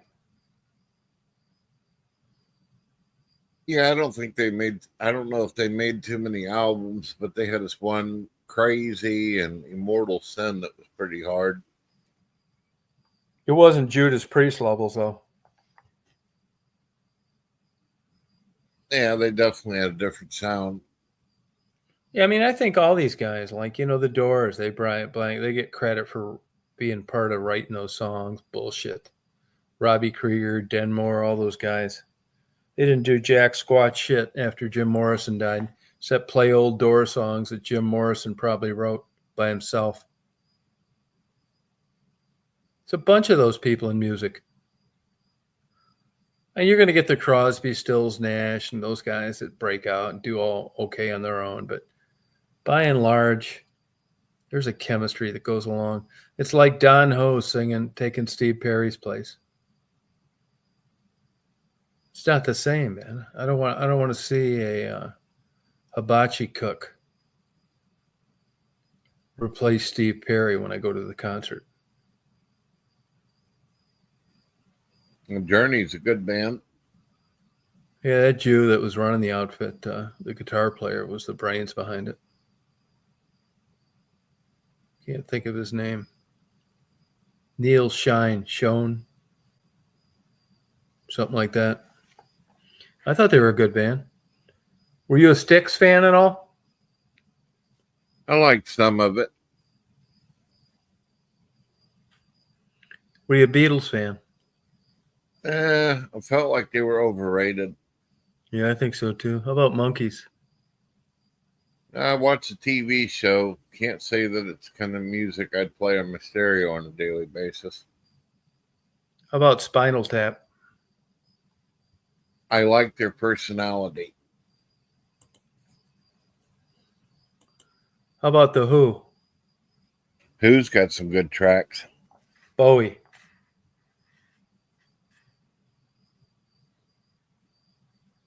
Back then, the big thing for everybody, especially me, was bands like Pink Floyd. Yeah. But you were a little late for Pink Floyd. You were born in 76. My father was heavily into Pink Floyd and had me listen to The Wall and Dark Side of the Moon and all that. That, along with Thriller, Michael Jackson, that he got at a yard sale. They say that's the best produced album of all time. It's the most highest sales, I think. Yeah, I almost broke my neck trying to dance to that. Did you appreciate it though? Didn't you? Quincy Jones produced that. Yeah, it had Thriller and Billie Jean, Beat It, all that. Yeah, it was. Lady in My Life was the best song, I thought, and they hardly ever played it on the radio. Lady in My, something like that. Lady something. Yeah. Yeah, that's too bad. They tried to frame him with bullshit. Michael Jackson. Yeah, I agree with that. You know, he was good friends with Trump, right? No, I didn't know that. Yeah, he stayed up at whenever things were getting stupid with the media. Michael Jackson stayed up in his tower for a little bit, and Trump says that he used to let Michael Jackson play with his kids. There ain't no way he could be that bad guy they were making him out. Yeah, I thought that was all bullshit. And if you look at the evidence there There was no blowjobs, none of that crap. One kid saw his nuts one time when he was doing a handstand. That doesn't make you a pedophile.